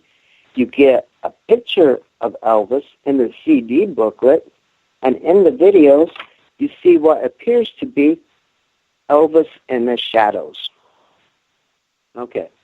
2011. 2011, not much that I'm aware of, came out. Well, we were told that Johnny Hara died. Excuse me. A lot of people believe that Johnny Hara, Elvis went out and performed as Johnny Hara throughout the years. I've never been able to put all that together yet. Maybe Elvis could show up and help me. I can show how they did all that. But I do believe that Elvis went on the Merv Griffin show many years before, and he went on as Johnny Hara. And also, he very well could have went on the Bill Bixby special in 1990, went on as Johnny Hara. I'm not 100% sure, but I do believe he probably did go on these shows, and he went on as Johnny Hara. But in 2011, we were told Johnny Hara died. Okay, let's get where it all begins and gets really, really cool. In January of 2012, we get Elvis Found Alive. 2-hour interview on a DVD. We get a CD by the same name with 15 new recordings. It has Wanna Be Starting Something by Michael Jackson, got a police song. There's even, they took some clips from the interview and made a rap song. Some stuff like Heartbreak Hotel and That's All Right Mama, new versions of that. There's a Garth Brooks song, The Dance. There's a video on your YouTube right now. Basically, Garth Brooks tells you Elvis is alive. I guess he would know if they had to.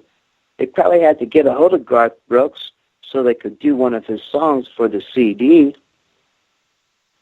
But there is a video where Garth Brooks basically comes out and tells you Elvis is alive. Right. I want to ask you a quick question about Elvis Found Alive, because on IMDb, which is kind of the source for all entertainment news and movies and everything, they are saying that this movie is a mockumentary spoof of Elvis theories and is really not about anything to do with the truth or anything like that. So how do you take information from that, from a mockumentary, and turn it into what you honestly believe? Okay. Let me ask you a couple of questions. Let me try to answer you and give you an idea of what I believe they did here. First of all, by any chance, have you seen this film? No, I have not. Okay. Anybody, any true person that's a fan of Elvis Presley, you sit down and watch this 2-hour interview. Tell me what kind of spoof this is. What makes it a spoof? What makes it a mockumentary? Because at the end of this 2-hour interview, you're just in awe. There ain't nothing funny. There ain't nothing silly. They're not mocking anything. They're not no spoof of anything. You're just like, wow. And then you listen to the music. And you're like, I've seen grown men who will sit there and tell me for a very long time that I'm wrong, Elvis died, and they'll listen to a couple of these songs, and these grown men start crying. Okay, why did they call it a spoof and mockumentary? At the time that they put this film out, they could not tell you Elvis Presley was alive. I get that. I get that, but the director Joel Gilbert says it's a mockumentary. He's the one who made the film.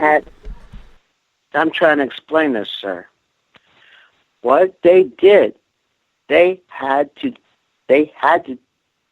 tell you that. They could not tell you it was real. They could not tell you Elvis Presley is alive in a way where they're telling you it was real. They had to say that it was a spoof, a mockumentary. But if you read the description of the film, it tells you Elvis is back telling you his secret history. And the description,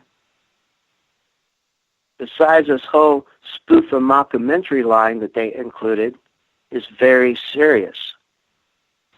See, they had to throw that in there because if they didn't, they would be going against what this whole deal that Elvis couldn't do without this presidential pardon. There was a way to get around that. They were able to reach out and give us the truth without coming out in a way to show us that he is alive for sure. But that explains, at least this is why I believe without any doubt, that's why the whole spoof of Mockumentary is there. But like I said, when you watch it, okay, I will tell you this.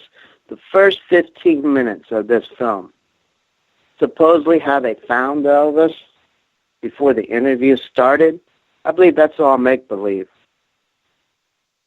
Joe Gilbert's there, and they show him in his office, and they're getting FBI files, and they track him down at his house and all that. I don't believe any of that's real.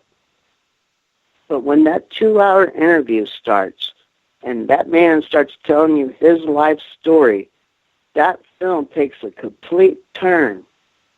And at the end of that 2-hour interview, you'll have to watch it again just to make sure that you didn't dream it. It's that real. But here's the key. Here's what I said earlier in the very beginning. You have to also be able to put the pieces together, put everything together.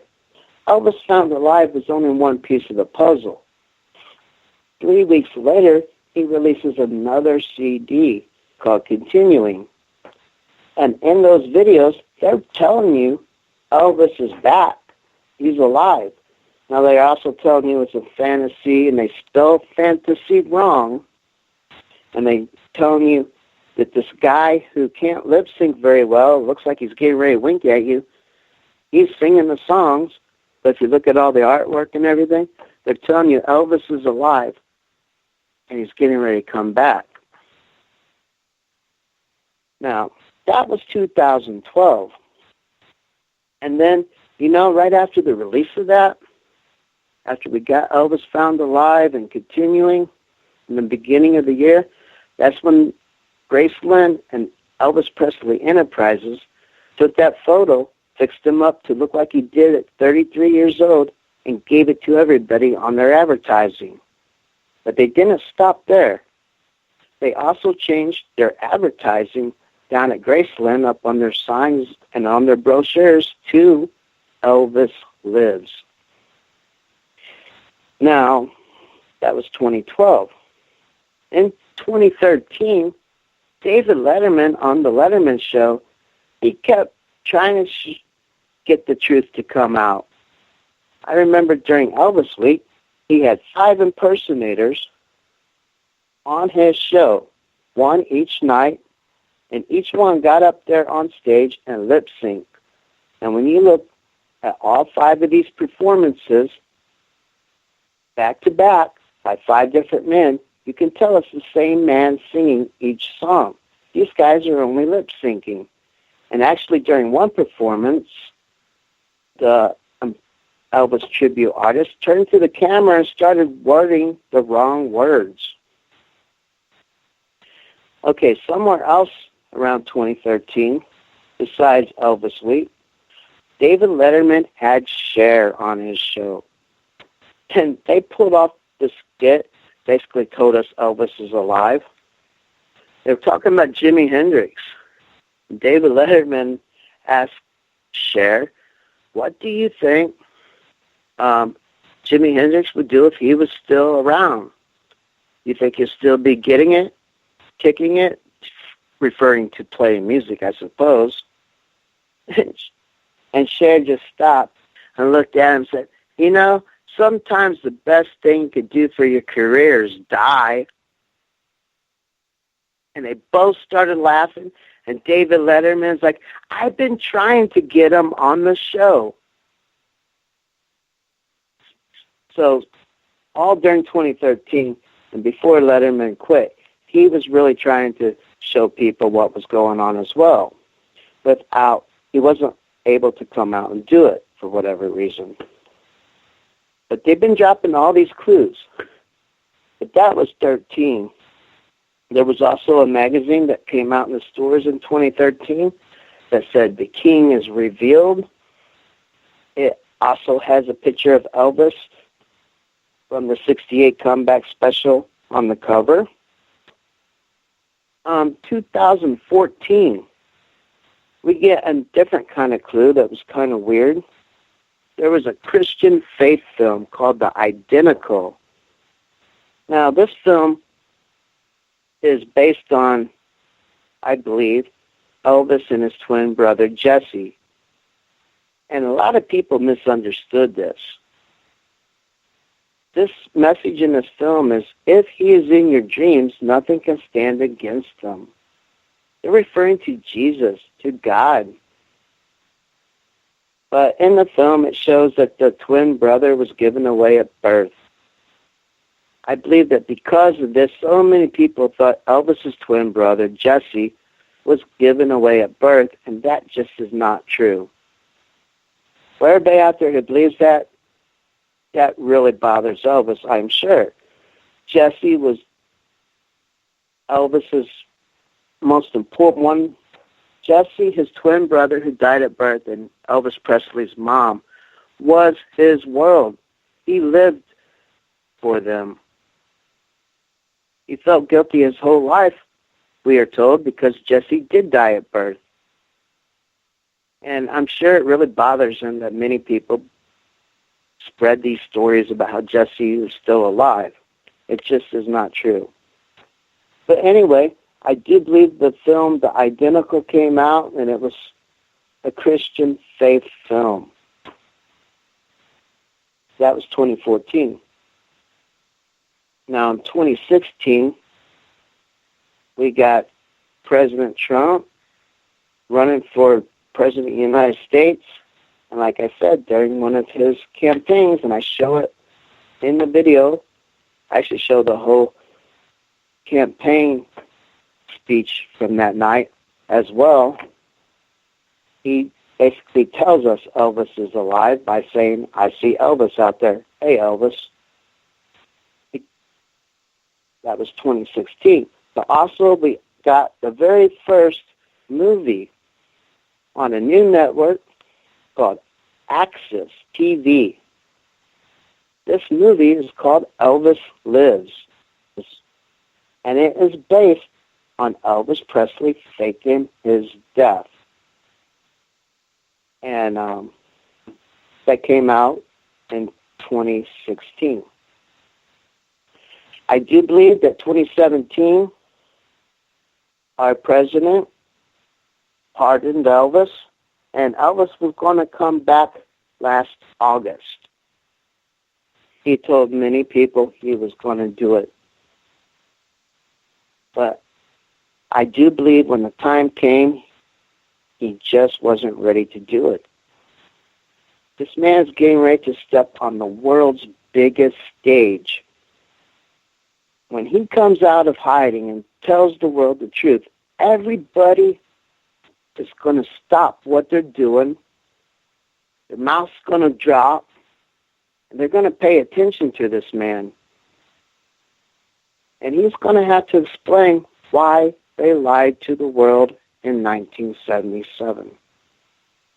We only got about 7 minutes left with you here, and I want to get through some questions quickly here from me and the audience. Number one,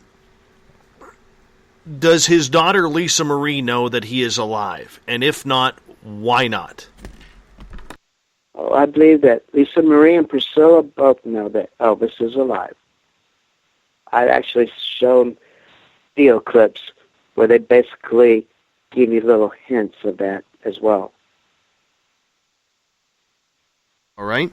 You say that the media is hiding this. The media doesn't really play that game. I know that from personal experience. So what do you mean by the media is hiding this story? Because I can tell you right now, every reporter in the world would love to break this story to find out concrete proof that he is alive. I've been showing the concrete proof for 6 years on Knights of the King's Realm on YouTube. All you got to do is put the pieces together. it's there. So why doesn't And he? not Why one does? Why is doesn't he left. come forward then? I do believe he's ready to do it, and he will do it this year. I mean, if he don't, I'm going to be here next year doing this as well.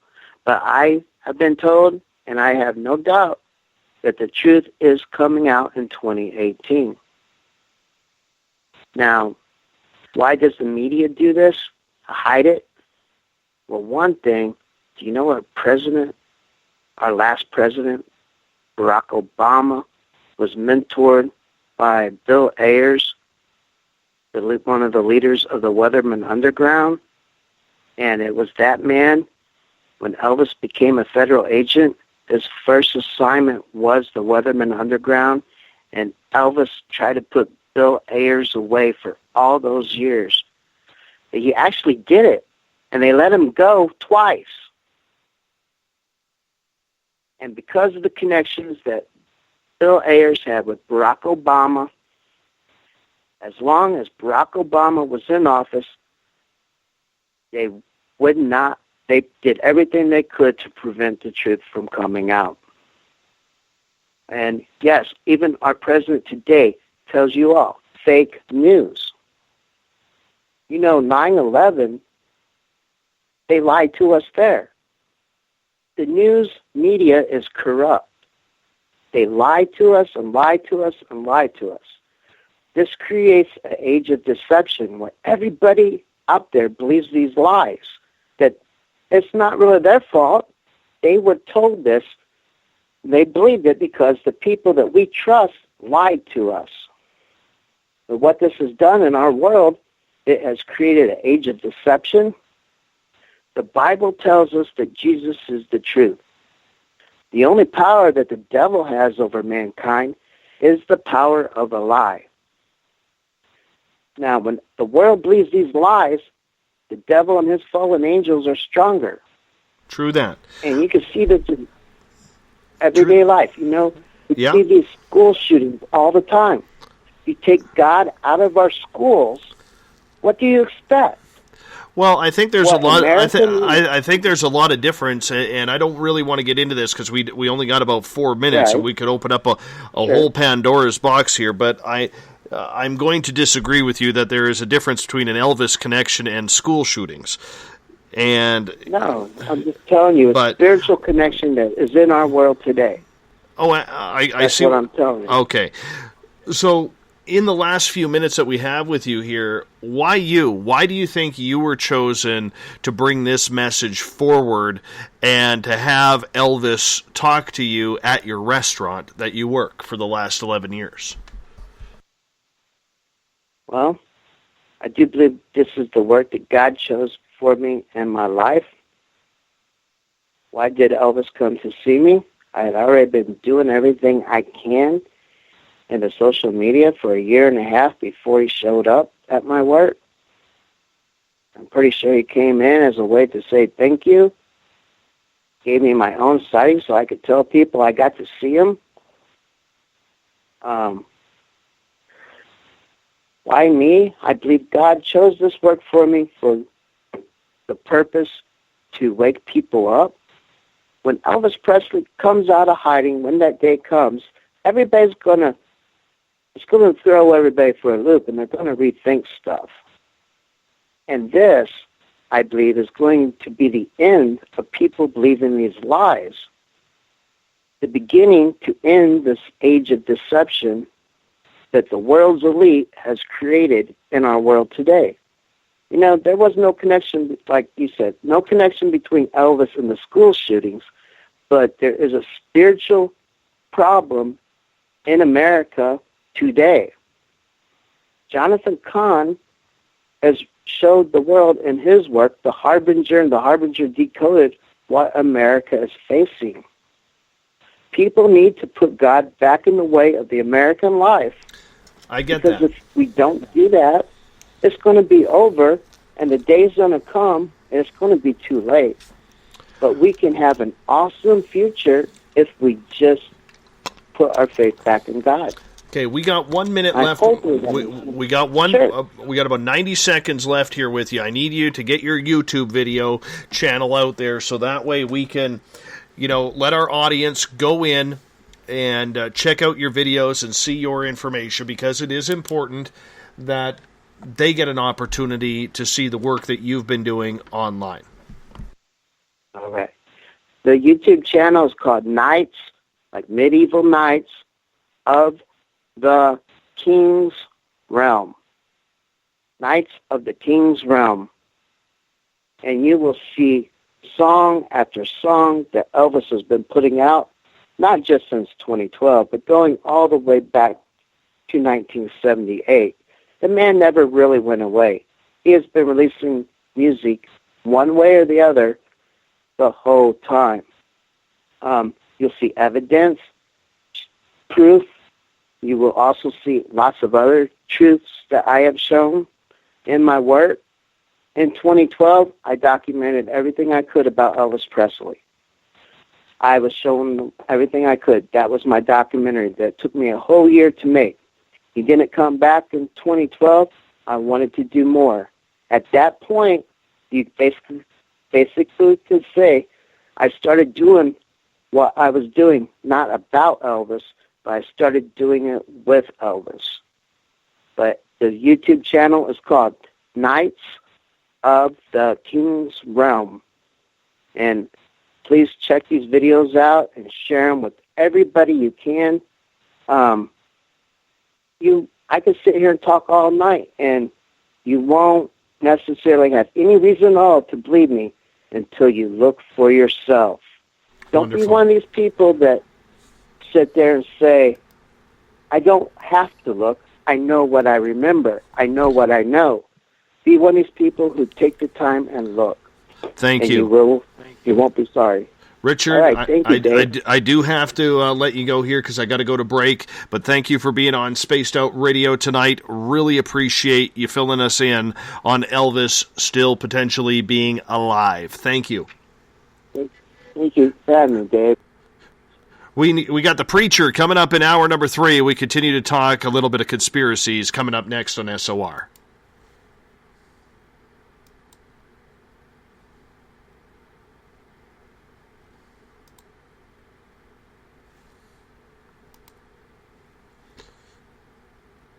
Hello, SOR listeners. Lorian Fenton here. Let me ask you, now that disclosure's happened, what does it mean for ufology? For answers, join us at UFOCon 2018 in South San Francisco, California, March 23rd through 25th. Keynote speakers Stephen Bassett, Grant Cameron, and Melinda Leslie address the current disclosure agenda. Dave Scott, yes, you're Dave Scott, and Lynn Buchanan tell of amazing alien encounters.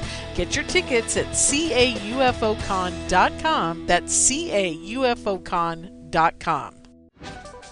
Are you tired of being blocked, shadow banned, or placed in jail for simply posting your thoughts on social media?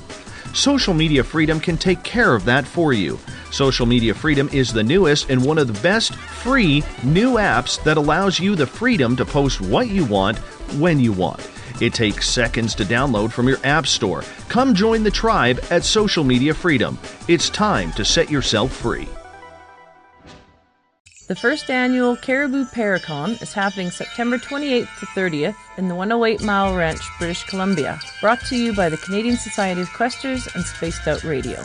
Come listen to our featured speaker, Grant Cameron, along with Elizabeth Anglin, Paisley Town, Mike Moran, Eric Cooper, and more. It's a 3-day supernatural adventure at the Spruce Hills Resort and Spa. Tickets for the weekend are $150 Canadian. The Caribou Paracon, celebrating everything paranormal. A timepiece is a reflection of who you are, and what better way to show off the real you than with an Escape watch? Escape is a lifestyle brand accessorizing your days and nights. Choose to escape and create the life of discovery that you deserve. Dream, play, unite with your own personalized Escape watch. Head to escapewatches.com.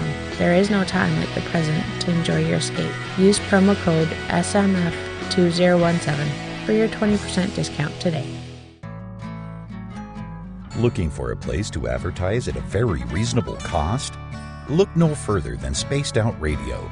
SpacedOutRadio.com has an advertising tab that you can click to check out our daily, weekly, and monthly packages to play on the radio, or our website including social media. From commercial spots to banners, we have it all. Check out our competitive pricing today.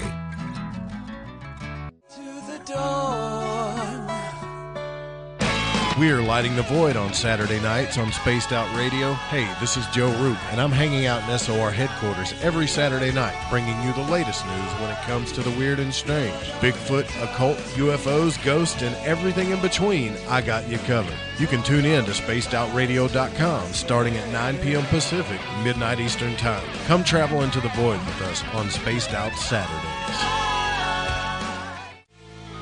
Not ready for bed on Saturday night? Right after Spaced Out Saturdays, hop on over to S4 with Corey Ruiz and me, Eric Cooper from Posthumous Paranormal. With S4, there are no limits to what we try and uncover. From government conspiracies to helping clean up the paranormal, no topic is safe on S4. We get to the heart of the matter, of the subjects you want to learn more about. So tune in on S4 starting at midnight Pacific, 3 a.m. Eastern, only on spacedoutradio.com. Visit purpleplates.com today. For over 40 years, the Purple Energy Plates have been delivering amazing results for their many customers. Inspired by the great genius Nikola Tesla, the harmony, healing, and energetic effects of the plates have proven over and over to be beneficial and often miraculous to thousands of customers.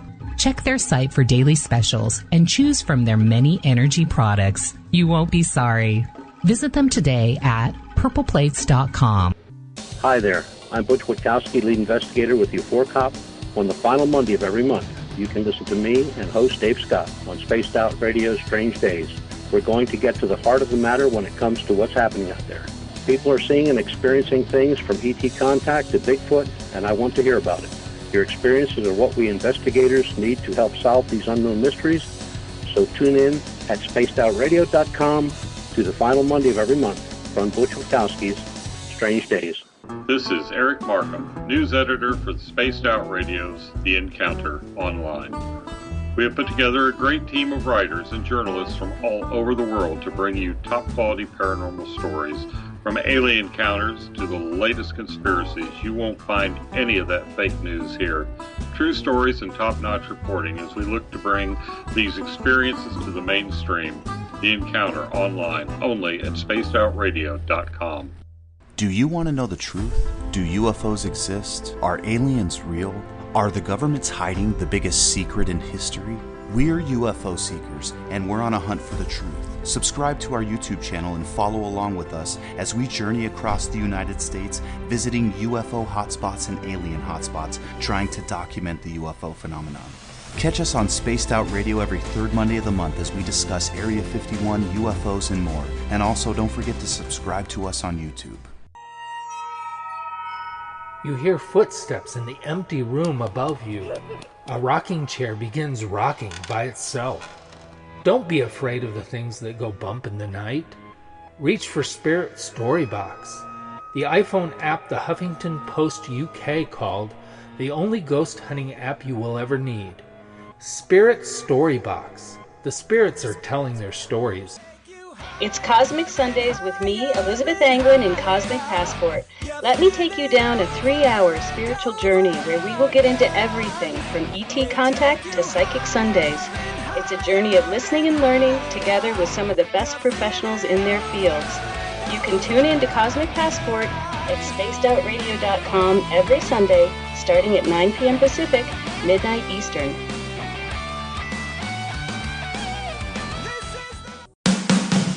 The views and opinions expressed by tonight's guest and topic of discussion do not necessarily represent the official policy or position of Spaced Out Radio, Spaced Out Weekend, Spaced Out Radio Limited, its hosts, syndicated carriers, or anyone associated with this broadcast. You're listening to Spaced Out Radio with Dave Scott.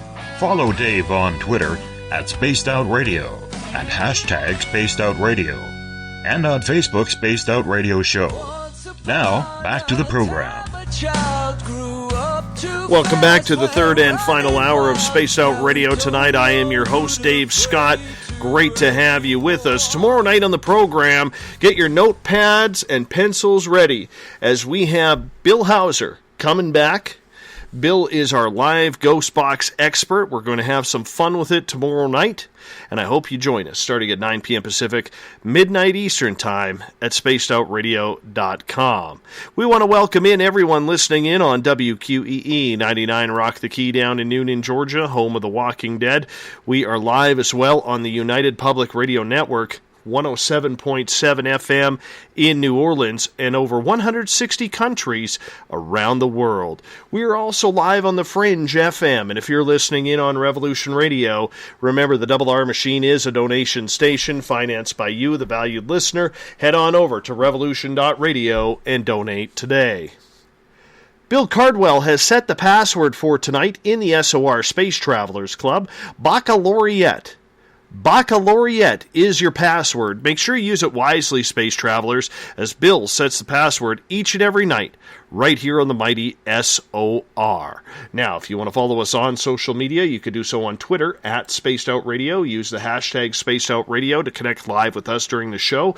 You can watch us live on periscope.tv. We are also live on Facebook. Go to facebook.com/Spaced Out Radio. Give our page a like. We're on Instagram, Dave Scott SOR. Subscribe to our YouTube channel. Go to youtube.com/Spaced Out Radio.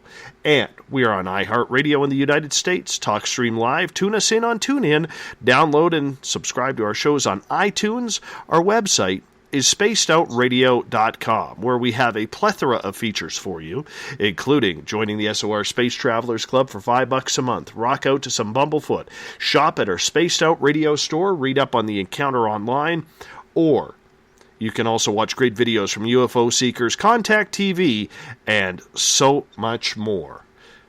The preacher, Eric Markham, is with us for hour number 3 as we look into the science of conspiracies.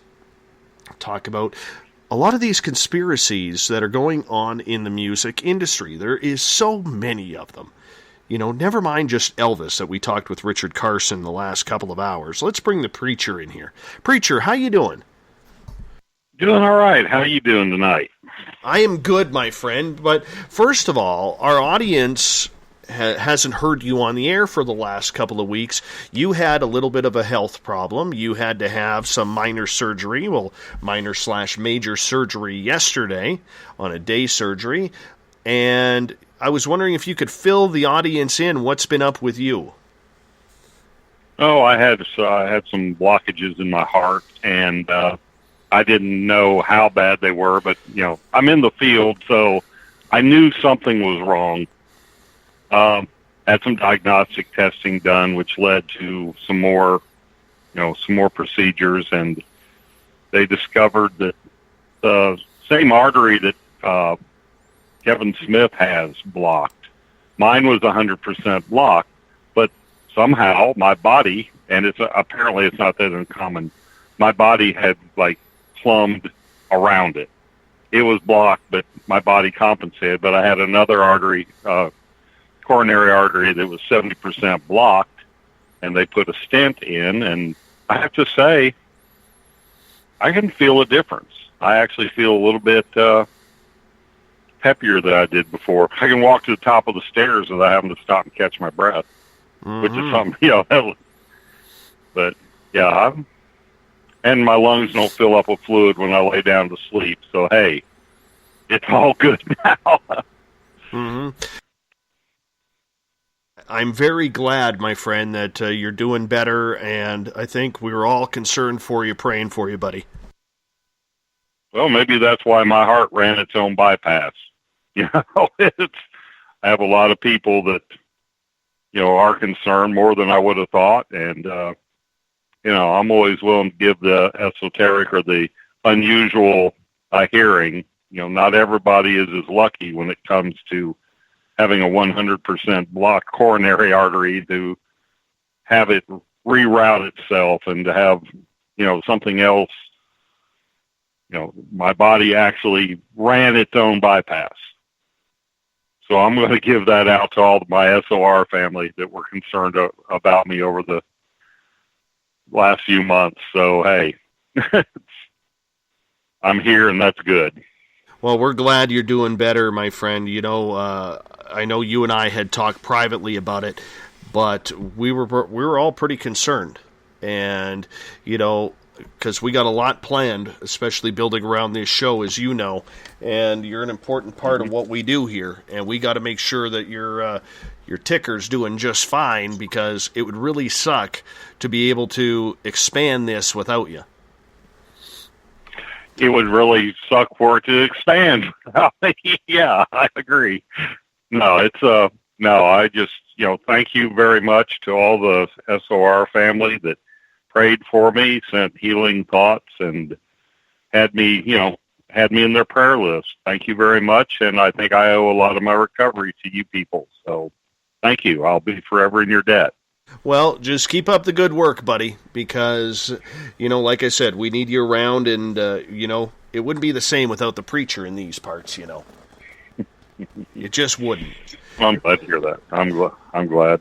Well, you're sounding much better. You were sounding much better, and even people in the chat room are saying that you're sounding more peppy, and you got a lot more energy, because, I love what Aussie Andy says here. SOR prayed hard for you, Eric Markham, and that is the truth. I think, all of us you're a big part of the family. All of us wanted to see you heal, and, this is your moment to shine. We also want to give a shout out to Bazooka Joe, who's probably passed out right now. So people on Periscope and on Spreaker will know who Bazooka Joe is. He helps me out with my ghost tours up here, and helps me out with my Sasquatch hunting as well. And, he had some shoulder surgery yesterday to repair a torn rotator cuff, and he did a lot of damage to his shoulder, so he had surgery yesterday as well. I talked to him today. He's recovering at home. And Ron Moniak, a good listener from the Veterans Club of the SOR Space Travelers on Facebook, he's battling some health issues right now as well. We send some good juju out to him, as well as the golden voice of Spaced Out Radio, Bob Davis, who is recovering as well from an incident that took place just before Christmas, where he has been left paralyzed from the chest down. And, a lot of our family has been getting sick here. And, just keep up the prayers, SOR listeners, because we got a lot of people who need it right now. And it's, let's face it, good thoughts go a long way. Good positive energy and prayer, and, just keep up the good work. That's, like Preacher said, he felt it. He felt it. So, I'm glad to hear that. Glad to hear that. Yeah, you guys fixed me. Now let's all focus on the ones that are still Ron and Bob. Let's send it.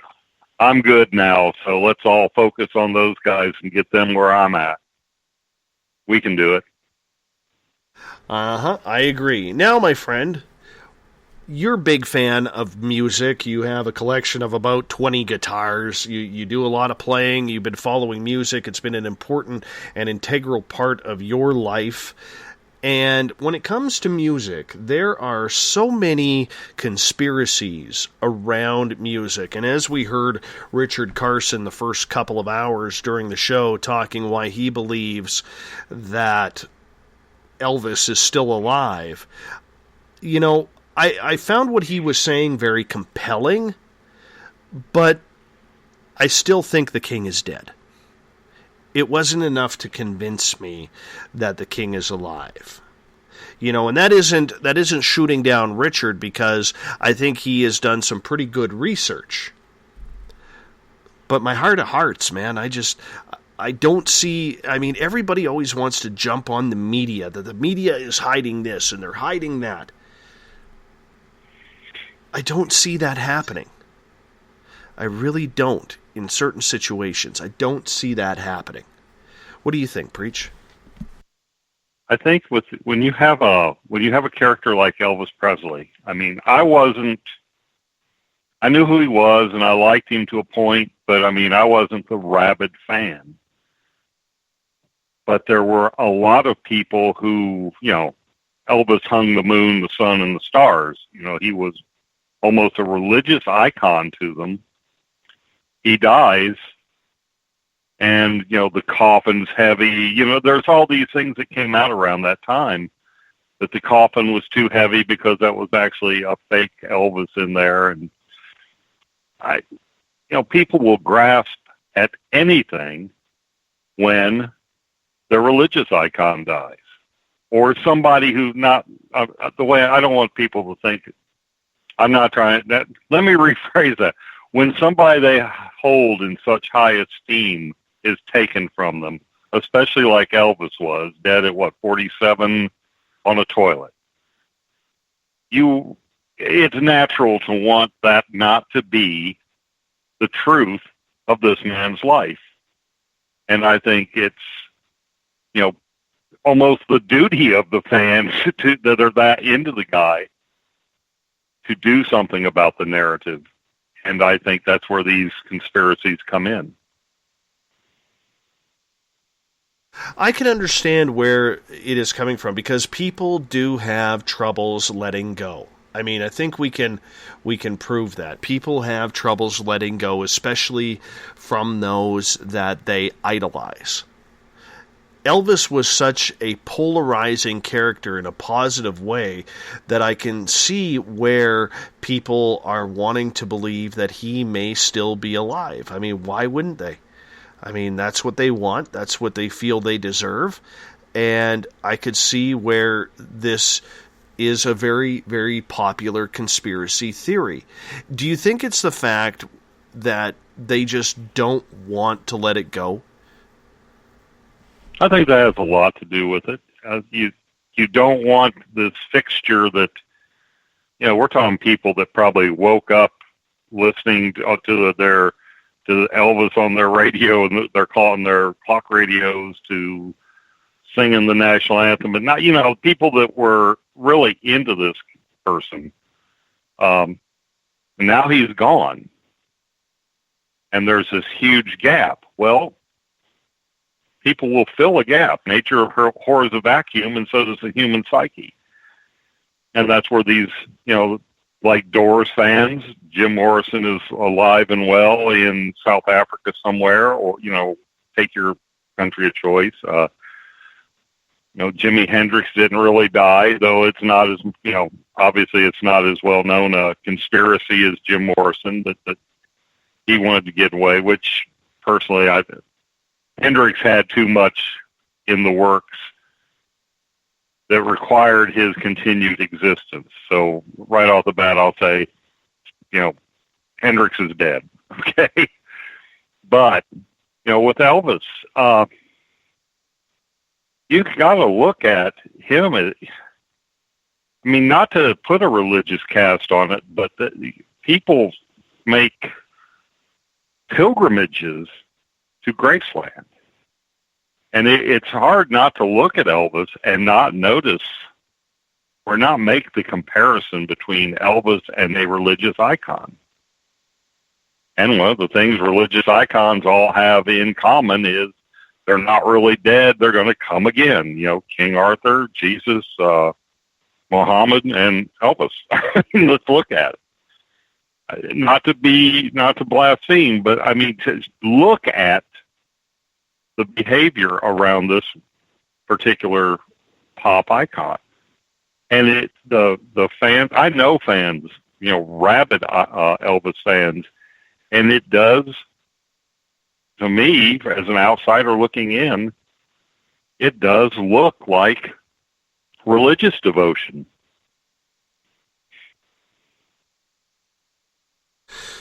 Do you think then, when it comes to these conspiracies that surround it, whether it's a 27 Club or, like you said, Jim Morrison, Jimi Hendrix, whoever it may be, even Elvis, that there could be some sort of foul play? Because, let's look at it.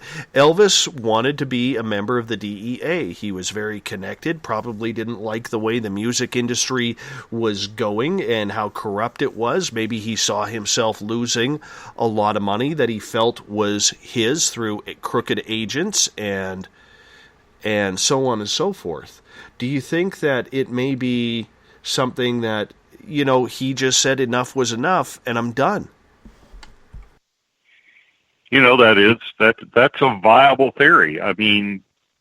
From what I have heard about Elvis, people who actually met him, you could not have asked for a kinder, nicer, more basically Christian man to have been around. I mean, he was, you know, he had his faults, but deep down in his core being, he was apparently just an awesomely nice person. And to look on the career, you know, he chose, or that chose him, and to see the rampant corruption, to see how drugs and the mob and things were taking control of his career. That's not the right word, but anyhow, the business he was in had to hurt. I don't think he could have been one of those people. It's like, well, I'm fat and happy and well fed, so, you know, I'll just turn a blind eye. I think as I understand his person to be, he would not have been able to turn a blind eye to that and have a good conscience and sleep at night.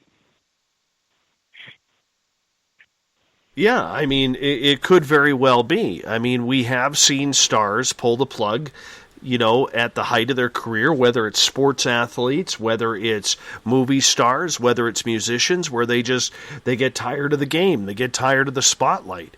But I don't think faking a death is the reason to do it.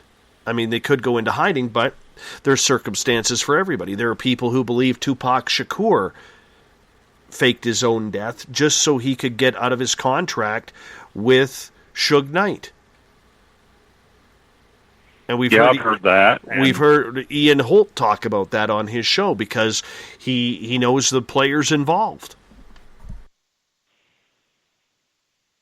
Well, you know, with Ian Holt, if Ian Holt, as connected as he is, thinks that there is some inkling of truth to that, I would be more willing to give that an honest hearing. I don't think it's true because I've seen evidence to the contrary, but, you know, that's just me.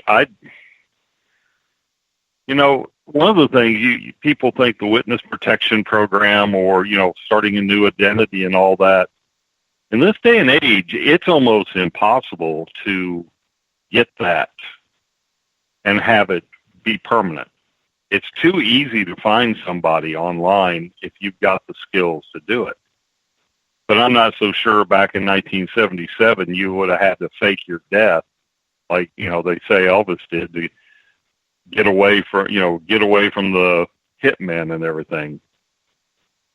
I'm just not. And let's keep in mind there was, the name escapes me, but there were several retired mafiosi around where I grew up.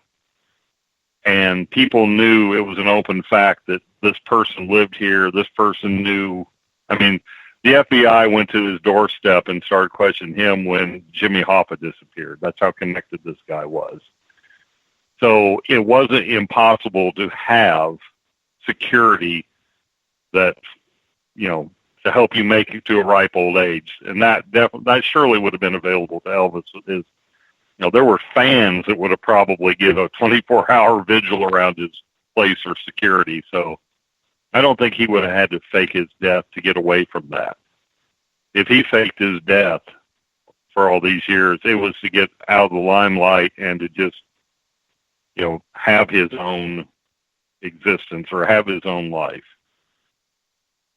Or to get away from the fans, get away from the music and all that. Which, you know, he had it pretty good, so I'm not necessarily sure he'd even want to do that.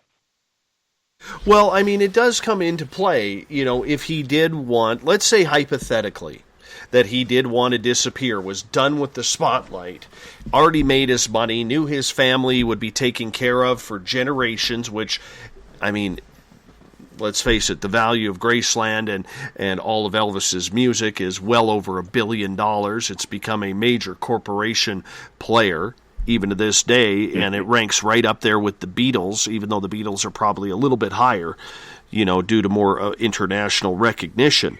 But, I mean, I could see where he might just want to say, you know what, that's enough.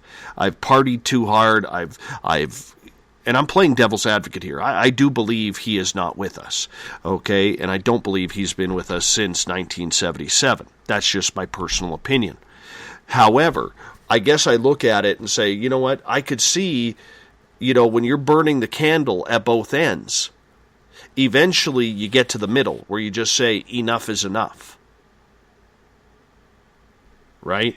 And that could be very well possible. Now, did he have, if he, say, is alive, did he have to kill himself off because of the mafia and what he learned from being part of the DEA, if he was truly a member there rather than just an honorary member, courtesy of Richard Nixon? I don't know. I always got the impression that DEA thing was all Richard Nixon trying to look hip. Because don't forget, let's look at Richard Nixon for a moment. Here's the most tragically unhip guy in the world trying to appeal to a people he didn't understand, an age group of people he didn't understand, and how better to look hip than to make Elvis Presley an honorary member of the DEA. It's like, look at all the musicians today that have honorary doctorates. Tony McAlpine, I believe, has got an honorary doctorate. There's a lot of them out there that some university or other decides that this is how we will honor them. What better way? I mean, you invite Grace Slick to the White House and she puts LSD in the punch bowl. Not so good. So let's invite Elvis. He's a nice, good, wholesome kid, despite what, But, but I mean, censored from the waist down. Right. But I mean, you could even look at it too. I mean, there's a lot of people who say there was a conspiracy behind John Lennon as well, and yet there are very few people, I've heard it out there, but very few who believe that John Lennon is still alive. Even though no, but there are people out there who say he is. There were too many people standing in the street who saw John Lennon bleed out and die. Or that, for really, I mean, yeah, I guess if you're going to run a conspiracy theory, I guess it could be he was wearing a blood pack or something. But now, eyewitnesses on the scene saw him expire, because my understanding is he bled to death and died in the street before the ambulance could ever get to him. So where Elvis, it's easier to do this about Elvis and to, get the myth going, because who saw him? It was a very limited number of people. The people that came and got the body, and his girlfriend or whoever was living with him at the time. I mean, it wasn't like a street full of New Yorkers watched this guy pass. His passing was very private. So you can take that and run with it better. That's also a good cover-up, preacher, because it is private to say that he is still alive. It's a good cover. Yeah, I mean, it's easier to do. The fewer witnesses, the better the conspiracy can go. And so many of the people that were involved, I mean, Dr. Papatoffel, Dr. Nick, the guy that apparently wrote all the drug prescriptions for Elvis, is dead. I mean, very few of Elvis's inner circle are still around. The management team and the people that were with him, it's a sad thing to say, but a person like Elvis probably had more people. He was probably closer with the people he worked with, did the music with, than he was with people he lived with at home. I know how that ends up. Just in my profession, I had a lab partner. He and I spent more time together between work than we did and work schedules than we did with our own wives. And that's just because when we were off, they were at work, vice versa. So you get more of a family together with the people you work with sometimes than with the people you actually, live with. And I would say if you get a bunch of them, there's a camaraderie that exists within a group like that. And if, Elvis says, hey, guys, I want to disappear, it's going to look, you're going to hear things in the news. Just run with it. And if anybody asks you, just hang your head and say, yep, the king is gone. So, and they would have probably had enough dedication to have done that. Well, money talks, and money was no object. At the time. No, well, even now, if he is alive, he's raking it in, because a 5-hour tour of Graceland is $116.50. And they sell out on this thing. This isn't, I don't think you're ever going to be on that tour by yourself.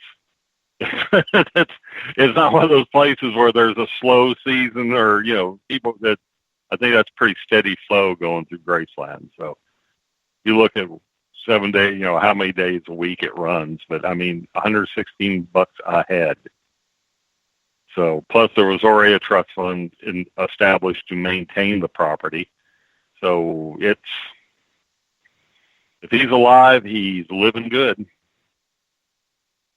He ain't hurting for money. No. And like we said, I mean, this is a corporation that has made almost $1 billion in the last 40 years. I mean, that's almost unheard of in the entertainment business outside of maybe, Led Zeppelin, the Beatles, and the Rolling Stones. And I don't even think Zeppelin got that close. No, I don't think. Led Zeppelin is one of those.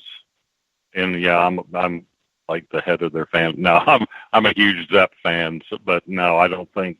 I think of Elvis Presley as probably, it's probably the greatest pop icon of the United States. And that's putting him above Prince and Michael Jackson and all those. I don't know how you would look that up and get an unbiased, measurement of it. But I think Elvis Presley, if he's not number one as far as American pop idols goes, he's got to be ahead of whoever's in second place. Well, they estimate Prince's So that puts him at the top. They estimate Prince's estate value at the time he died between 150 and 300 million. Okay. And I think Michael Jackson he was on the verge of bankruptcy because he couldn't manage money well.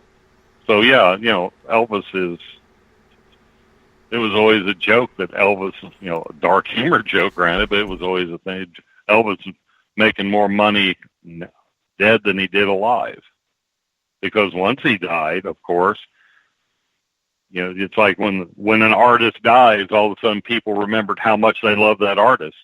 And there was this bump. And then, of course, if there's quality to it, people, and I have to admit, like I said, I'm not a big Elvis fan, but when the man got something right, he knocked it out of the park. There is, when he was in his prime voice and he decided to take something and run with it, you could not beat him. He was an amazing musician when he sang from the heart.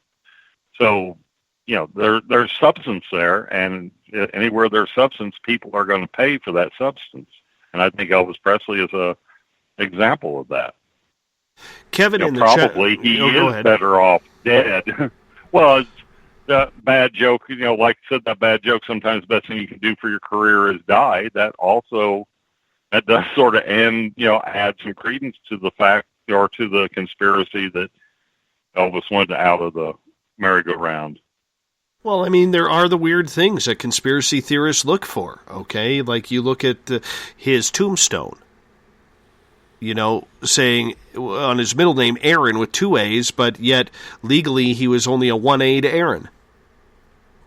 Well, his father said that his name was Aaron with 2 A's, and there's an 8th grade, let me pull this out of my memory. Somewhere there's a school paper where he was registered into the school as Elvis Aaron with 2 A's. Presley.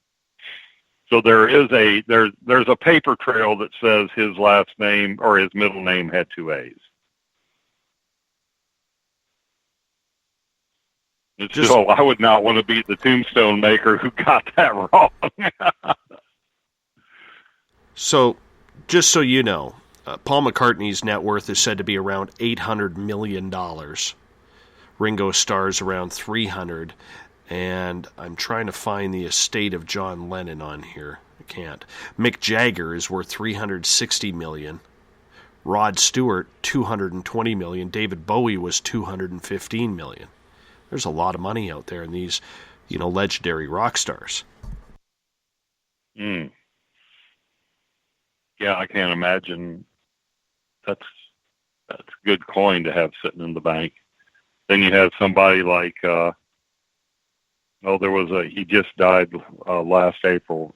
Alan Holdsworth was probably one of the few fusion jazz greats. This man, walking encyclopedia of music theory, as well as being one of the most technical playing people. And technical doesn't always equal pleasing to hear, but yeah, his net worth was so little that it's actually, they took up money to bury him well. One of the most respected men in music. So, there's money out there for a few, but by and large, like people like Joe Satriani, he's probably got a net worth in the hundreds of thousands if he's lucky. There's people out there that don't have the 200 million net worths that are, to me, better musicians than a lot of the ones that do. It's just how you play the pop idol game or how you play the music game. And there's a lot to it. I know a lot of independent musicians out there that they've got CDs sitting in their garages and nobody's ever heard of, that my God, people, if you all ever heard some of them, it bring tears to your eyes. And this music is not out there. And they have day jobs. Because the music business just, there's not enough of those $200 net worths to go around, apparently. Well, John Lennon's net worth, his estate, 37 years after his death, is worth about $800 million as well. Mm. That's a heavy amount of coin. And it's amazing how many songs get let go posthumously. I remember listening to one interview, because everybody knows I'm a giant Guns N' Roses song, and I remember listening to an interview with DJ Ashba, who said that Axl Rose has like 100 or 150 songs recorded. And he said the majority of them sound just fantastic. Could you imagine how many albums if there wasn't all that issues with GNR, how many of those songs could come out? Or do we have to wait until he's gone before some of these classics or potential classics that we've never heard get released? Oh, and even then, they're still trickling out Hendrix works back in the late, I've got them and I can't think of the time frame. They're very, very late in the 1990s or very early in the 2000s. There's a box set of Hendrix stuff. It was studio outtakes and alternative tracks, the stuff that was released. These people, I don't know, if people aren't familiar with how recording music works, you might go in with the band and do 10 takes. And especially now in the digital era where you don't necessarily have to tape, reuse your tape. You can go in and lay these tracks down 100 times if you have to get the one you want on the album or the one you want to release. All those other takes are still out there. So any band that's done any recording, you're like you said, there's a treasure trove of untapped gold in those outtakes. And the more modern the musician, the more of those outtakes there were. So, I don't doubt it. Guns N' Roses came along at they were starting to get into the era where it was electronic recording. So, there could be They might be getting new Guns N' Roses albums 1,000 years from now. That would be beautiful. That would be beautiful. Gives me a reason to stick around, that's for sure. Yeah, no kidding. Freddie Mercury, Paul, was about 100 million, so not even close to playing with the big boys. And it's too bad because, with Freddie Mercury and Queen, they were just coming on the comeback trail when he was diagnosed with AIDS. That is one of the sad, and you talk about a man that when he was on top of his game could melt a microphone. Freddie Mercury. I mean, I know a lot of people, kind of homophobic. Oh, I ain't gonna listen to that guy. He was, well, that doesn't matter. What matters is what he was doing on stage. And when you see Freddie Mercury, who by his own description called himself a prancing Persian popinjay, when that man was on top form and his voice was on top, and he would have a standing room only stadium at the tip of his finger. You could just see him working a crowd of hundreds of thousands, and there wasn't anybody in there that was texting. There wasn't anybody in there that was distracted or worried about how much beer was in their cup. Their eyes and their attention was on Freddie Mercury. That kind of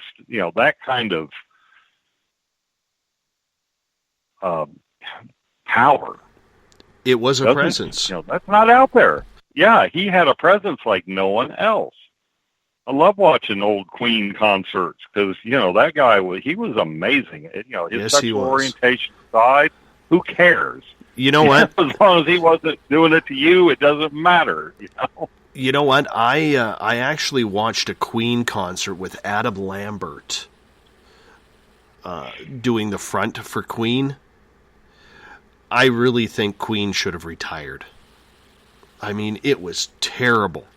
I lasted about 3 songs, and I'm just like, no, don't butcher this. Don't put that new age spin, where we have to over-sing every note into Queen. You just don't do it. You don't take classic songs and make them your own. And, one thing about talking, with Ron Bumblefoot THAL, when he was on tour with Guns N' Roses, Axl was absolutely steadfast to anybody in the band that you don't mess with the originals. You play the originals the way they are supposed to be played. You don't go off on your own tangents with guitar solos or the way the songs are supposed to be sung in the background. You sing it and you play it the way it's supposed to be played. But Adam Lambert just butchered it. It was terrible. Terrible. That's a shame. And, Axl's got a point. You don't go to a Guns N' Roses concert as a hardcore fan, and maybe I'm speaking out of turn since I'm kind of a hardcore fan, and I think you're a harder core. I'm a steel core, and you're a diamond core fan. But if you go to see Guns N' Roses, me personally, as a guitarist, I want to hear that solo from, Paradise City like it was on that album. I want to hear the intro and the outro the same as it is on that album. So I kind of agree with Axl that on the classic stuff like that, you don't go off reservation. The fans want to hear it like that. I think that was one of the biggest mistakes Eric Johnson made at the concert I went to. He finally got around to playing Cliffs of Dover. And that's the song that put Eric Johnson on the map. And he did a really you can almost tell the guy's getting where he doesn't like the song or something, because it's like, that's not, you could see the skeleton of the song there. And he was playing Cliffs of Dover, but it wasn't satisfying as a longtime Eric Johnson fan to hear that. It's like, well, okay, to me, I'd rather he not have played it at all, because specifically for me, there's a section of it I've never been able to figure out how to play, and I was like, and I'm sitting close enough, I can see the crow's feet on this man's face. I'm thinking, I'm finally going to see how he plays that part. and his modified version, he didn't go there. So, that might be some of my disappointment. But I think a hardcore fan who wanted to maybe see how that instrumental is played, how that lead riff is done, doesn't want, Ron Thal to do it his way. He wants to see how Slash did it. You know what? What's funny about that is I was actually talking to Bumblefoot about that, and he had numerous people come up to him that with Slash rejoining the band, Slash is the one not playing the songs the way they are supposed to be played. You know what I'm saying? And in the meantime, Bumblefoot was telling me Axl was brutal on them to make sure that the songs were played correctly in the background for the music. And I think that's hilarious. There's so much tension. Do you think maybe some of that is, okay, I've signed up to do this reunion tour with, it's legend that those two hate each other. Slash and Axl do not like each other. That might have been Slash's way of saying, screw you. I can do anything I want and you can't. There might have been some Machiavellian twists there, is what I'm getting at. Well, I'm sure it was money. Yeah.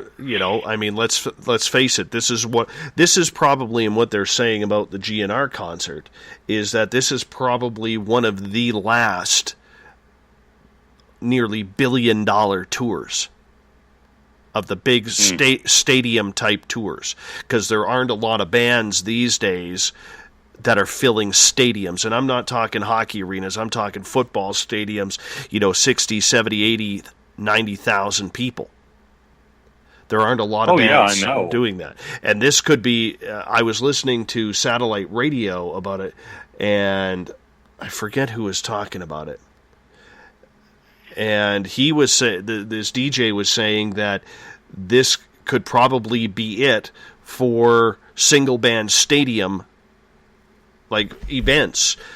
So not music festivals, but actually one band coming into a stadium and filling it on their own. I mean, if you think about it, if you look at the tours right now, who do you have? You have Roger Waters, formerly of Pink Floyd. You have possibly the Foo Fighters. They could probably do it. You got GNR. Madonna. She could still do it because she's an icon. Yeah, she could probably. Okay. Who else? I think the Stones could still do it because, just there's too much history there. That's part of their curse. That's part of the curse of the Rolling Stones. They sold their soul to the devil and they'll live forever, but they have to keep doing it forever. I agree. I agree. I mean, you imagine if Mick Jagger's false teeth fell out during one of those shows? That would be awesome. That would be outstanding. Oh, Lord. Or his depends showed through his little silk trousers. Yeah, there's not a lot of respect between Mick Jagger and Keith Richards. No, I recently watched a documentary. I thought all Keith Richards was a burned out, heroin addict. I didn't have a high opinion of Keith Richards. I have since read some stuff and saw some documentaries about him, and there is a lot more to that man than the, on the surface. As far as a musician goes and a musical historian, the man is priceless. AC/DC is another one. Dedication. Yeah, AC/DC. But who else besides them, though? Who else could sell out a football stadium on their own? Metallica? Metallica could. Nah. You think? I think in the U.S., in certain areas. Yeah, I think they lost so much. They lost a lot of their fan base when they went after Napster and some of the others because it seemed that they can't. Nils or what's the drummer's name? Yes, Lars Ulrich. Lars kind of came off as a whiny. I mean, they even satirized him on South Park, and when you start getting satirized on South Park, you've made it. But I don't know. I think of the acts that I grew up with, and, you know, they toured together. Mm-hmm. You didn't just have Rush at one time. Now, Rush could do it. Rush could probably, in all honesty, I don't fill think out a stadium. Because I don't think they could. I think their days You don't think so? of being 70,000 people, I think they're done. U2, Kevin brings up a couple. U2, Bruce Springsteen, definitely. No, Justin Bieber couldn't. I know, Teresa, you have a crush there. You know, but I don't think there's very many. Hold on here a second. We're going to go to the thought of the Dave. All right.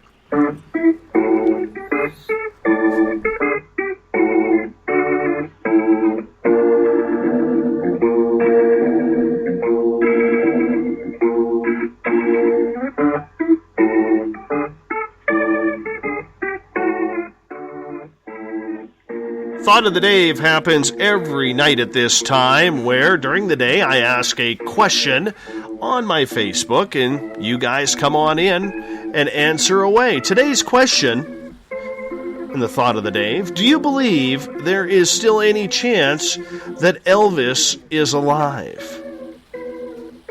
We got some strange answers here, preacher. We got some strange answers. You know? Steven says yes. Do you want to take a tally on these, preacher? You got a pen and paper there? Yeah, sure. I can grab something real quick.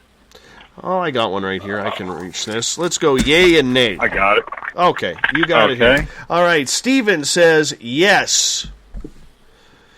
Michelle says, sadly, he is not, same as Shar. Grant is in the who knows category. He says, I watched a YouTube video on the theory that Elvis was in Home Alone. Hey, we never know. Maggie, Teresa, and Tammy all say no. Tessa says, anything is possible, but I'm pretty certain he passed pushing a turd on the porcelain throne. Yes, he died. He died having a poo. Matthew has the classic one. I heard he became a wrestler and then showed a clip of the Honky Tonk Man. That was fantastic. Greatest intercontinental champion in WWE history. To this day. Held it longer than anybody else. Gary says no. Victor says, who knows? Now, this is where it gets a little ethereal. There's a word we don't use enough on this show. Ethereal. Scott says, not a chance, but his spirit is, as we all are, immortal spiritual beings. My visitors prove this to me by taking me up by my physical body. Then the next time they would take my ethereal, a.k.a. spiritual body up. They did this 3 times each. How did I know? The difference was being able to see your physical body versus not being able to see your physical body appendages. JP from Wolf Spirit Radio says he died a couple of years ago now. He went into witness protection with the FBI and called himself Jesse. Well, okay, that's still a he's okay. That still goes in the nose. Well, I mean, I don't know. What do you do with that one? I'm gonna, because we'll go by is he alive or dead now. I'm gonna put that in the no column. All right, Maria. I see where you're going. All right, Maria says you never know. He may not be alive here, but no one knows for sure what happens to the soul. All right, that's the who knows column that I... Yeah. Kev Clark says nope. Joe Allgaier, nope. Dave Schultz, he is on a spaceship with Michael Jackson and JFK. That's an alive, man. Okay. We got alive. Ron says, all right. Ron says, I wanted to see him my entire life. Couldn't my mind make me believe he hid from fame and is living? I would want that more than anything, but I believe he is gone. All right. Charlene says, no, I do not think he is alive. Same as Mike. Mike, by the way, has great hair. Coral, Elvis alive? Not a snowball's chance in hell. Sleepy Dave says, some say that this preacher is Elvis. His son invites him on stage to sing. That's Bob Joyce, who was mentioned by Richard Carson earlier in the show. Bo says, yes, he is alive. Okay. John says, I don't think so, but at the same time, I keep an open mind to any and all possibilities. Who knows? Goes in the who knows column. Kelly, highly unlikely, seeing how fat and heavy he was at that point in his life. Okay. Nope, he's dead. Ozzy Rob says, nope. Nope. Becky. And by God, if Ozzy Rob says it's true, he's dead, he's dead. He is dead. All right. Becky says, not sure. One thing I do know is that one of the books cataloged from Michael Jackson's library was on how Elvis faked his death. Having been married to Lisa Marie, I would think that if anyone knew if Elvis was dead or alive, it would be her. Interesting take there. Well, we'll put that in the yes category then. All right. Marianne says, no, but other people may look a lot like him. Okay. Adam, or Ad Gnome, states, he's on Tupac Island with Jim Morrison, Stevie Ray Vaughan, and Jimi Hendrix. So that's a no. That's a no. I wish. Brent says, not anymore, as he died only a few years ago. Okay. And John says, I think Tupac is still alive before Elvis is, so we'll put that in the no category. Gail is a no. Charles says, as a spiritual being, yes. As Elvis Presley, the musician, no. Karen Smurl, who's been a guest on this show, says, absolutely not. Nicola says, only in my heart. So that's a no. Kevin says no. John Edmonds, former guest on this show, says no. Jeanette says not the way he ate and took drugs. It's always about somebody always has to throw a negative in there. Michael says Elvis has left the building. If you believe he is still alive, I have a nice flying saucer I would like to sell with relatively low mileage. And Robin says, nah, he dead. So what's our total, Preacher? We have 5, 10, 15, 20, 30 dead, 3 dead but in the ethereal realm alive, 5 who knows, and 5 yes.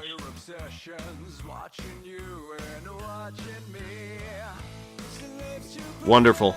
And Wonderful. I made a subgroup of the 3 that said the body's dead, but the ethereals are part of the 30 that said he's dead. I just thought I'd put a subcategory out there. You know, excellent. Damn scientists. We always have to go. You always have to have a subcategory. Preacher, you hold on. I got to wrap this thing up. I'm still getting over my cold here, so we're going to be ending the show. There will be no after party on Periscope. I do apologize for that. Tomorrow night on the program, Bill Hauser will be with us. Get your notepads and pens ready to take some notes as we do the live Ghost Box session all night long. Make sure you bring your questions because we're going to be answering your paranormal questions tomorrow night, 9 p.m. Pacific, midnight Eastern Time. A big thank you to Richard Carson for coming on the first 2 hours of the show talking about Elvis and Elvis living today. The Preacher, Eric Markham, coming on for hour number 3. It's great to have you back on, my friend. So much appreciate it. We got Ron Bumblefoot THAL rocking in the background with Little Brother Is Watching. Bumblefoot is the official music of Spaced Out Radio, rocking us in and out of every single show.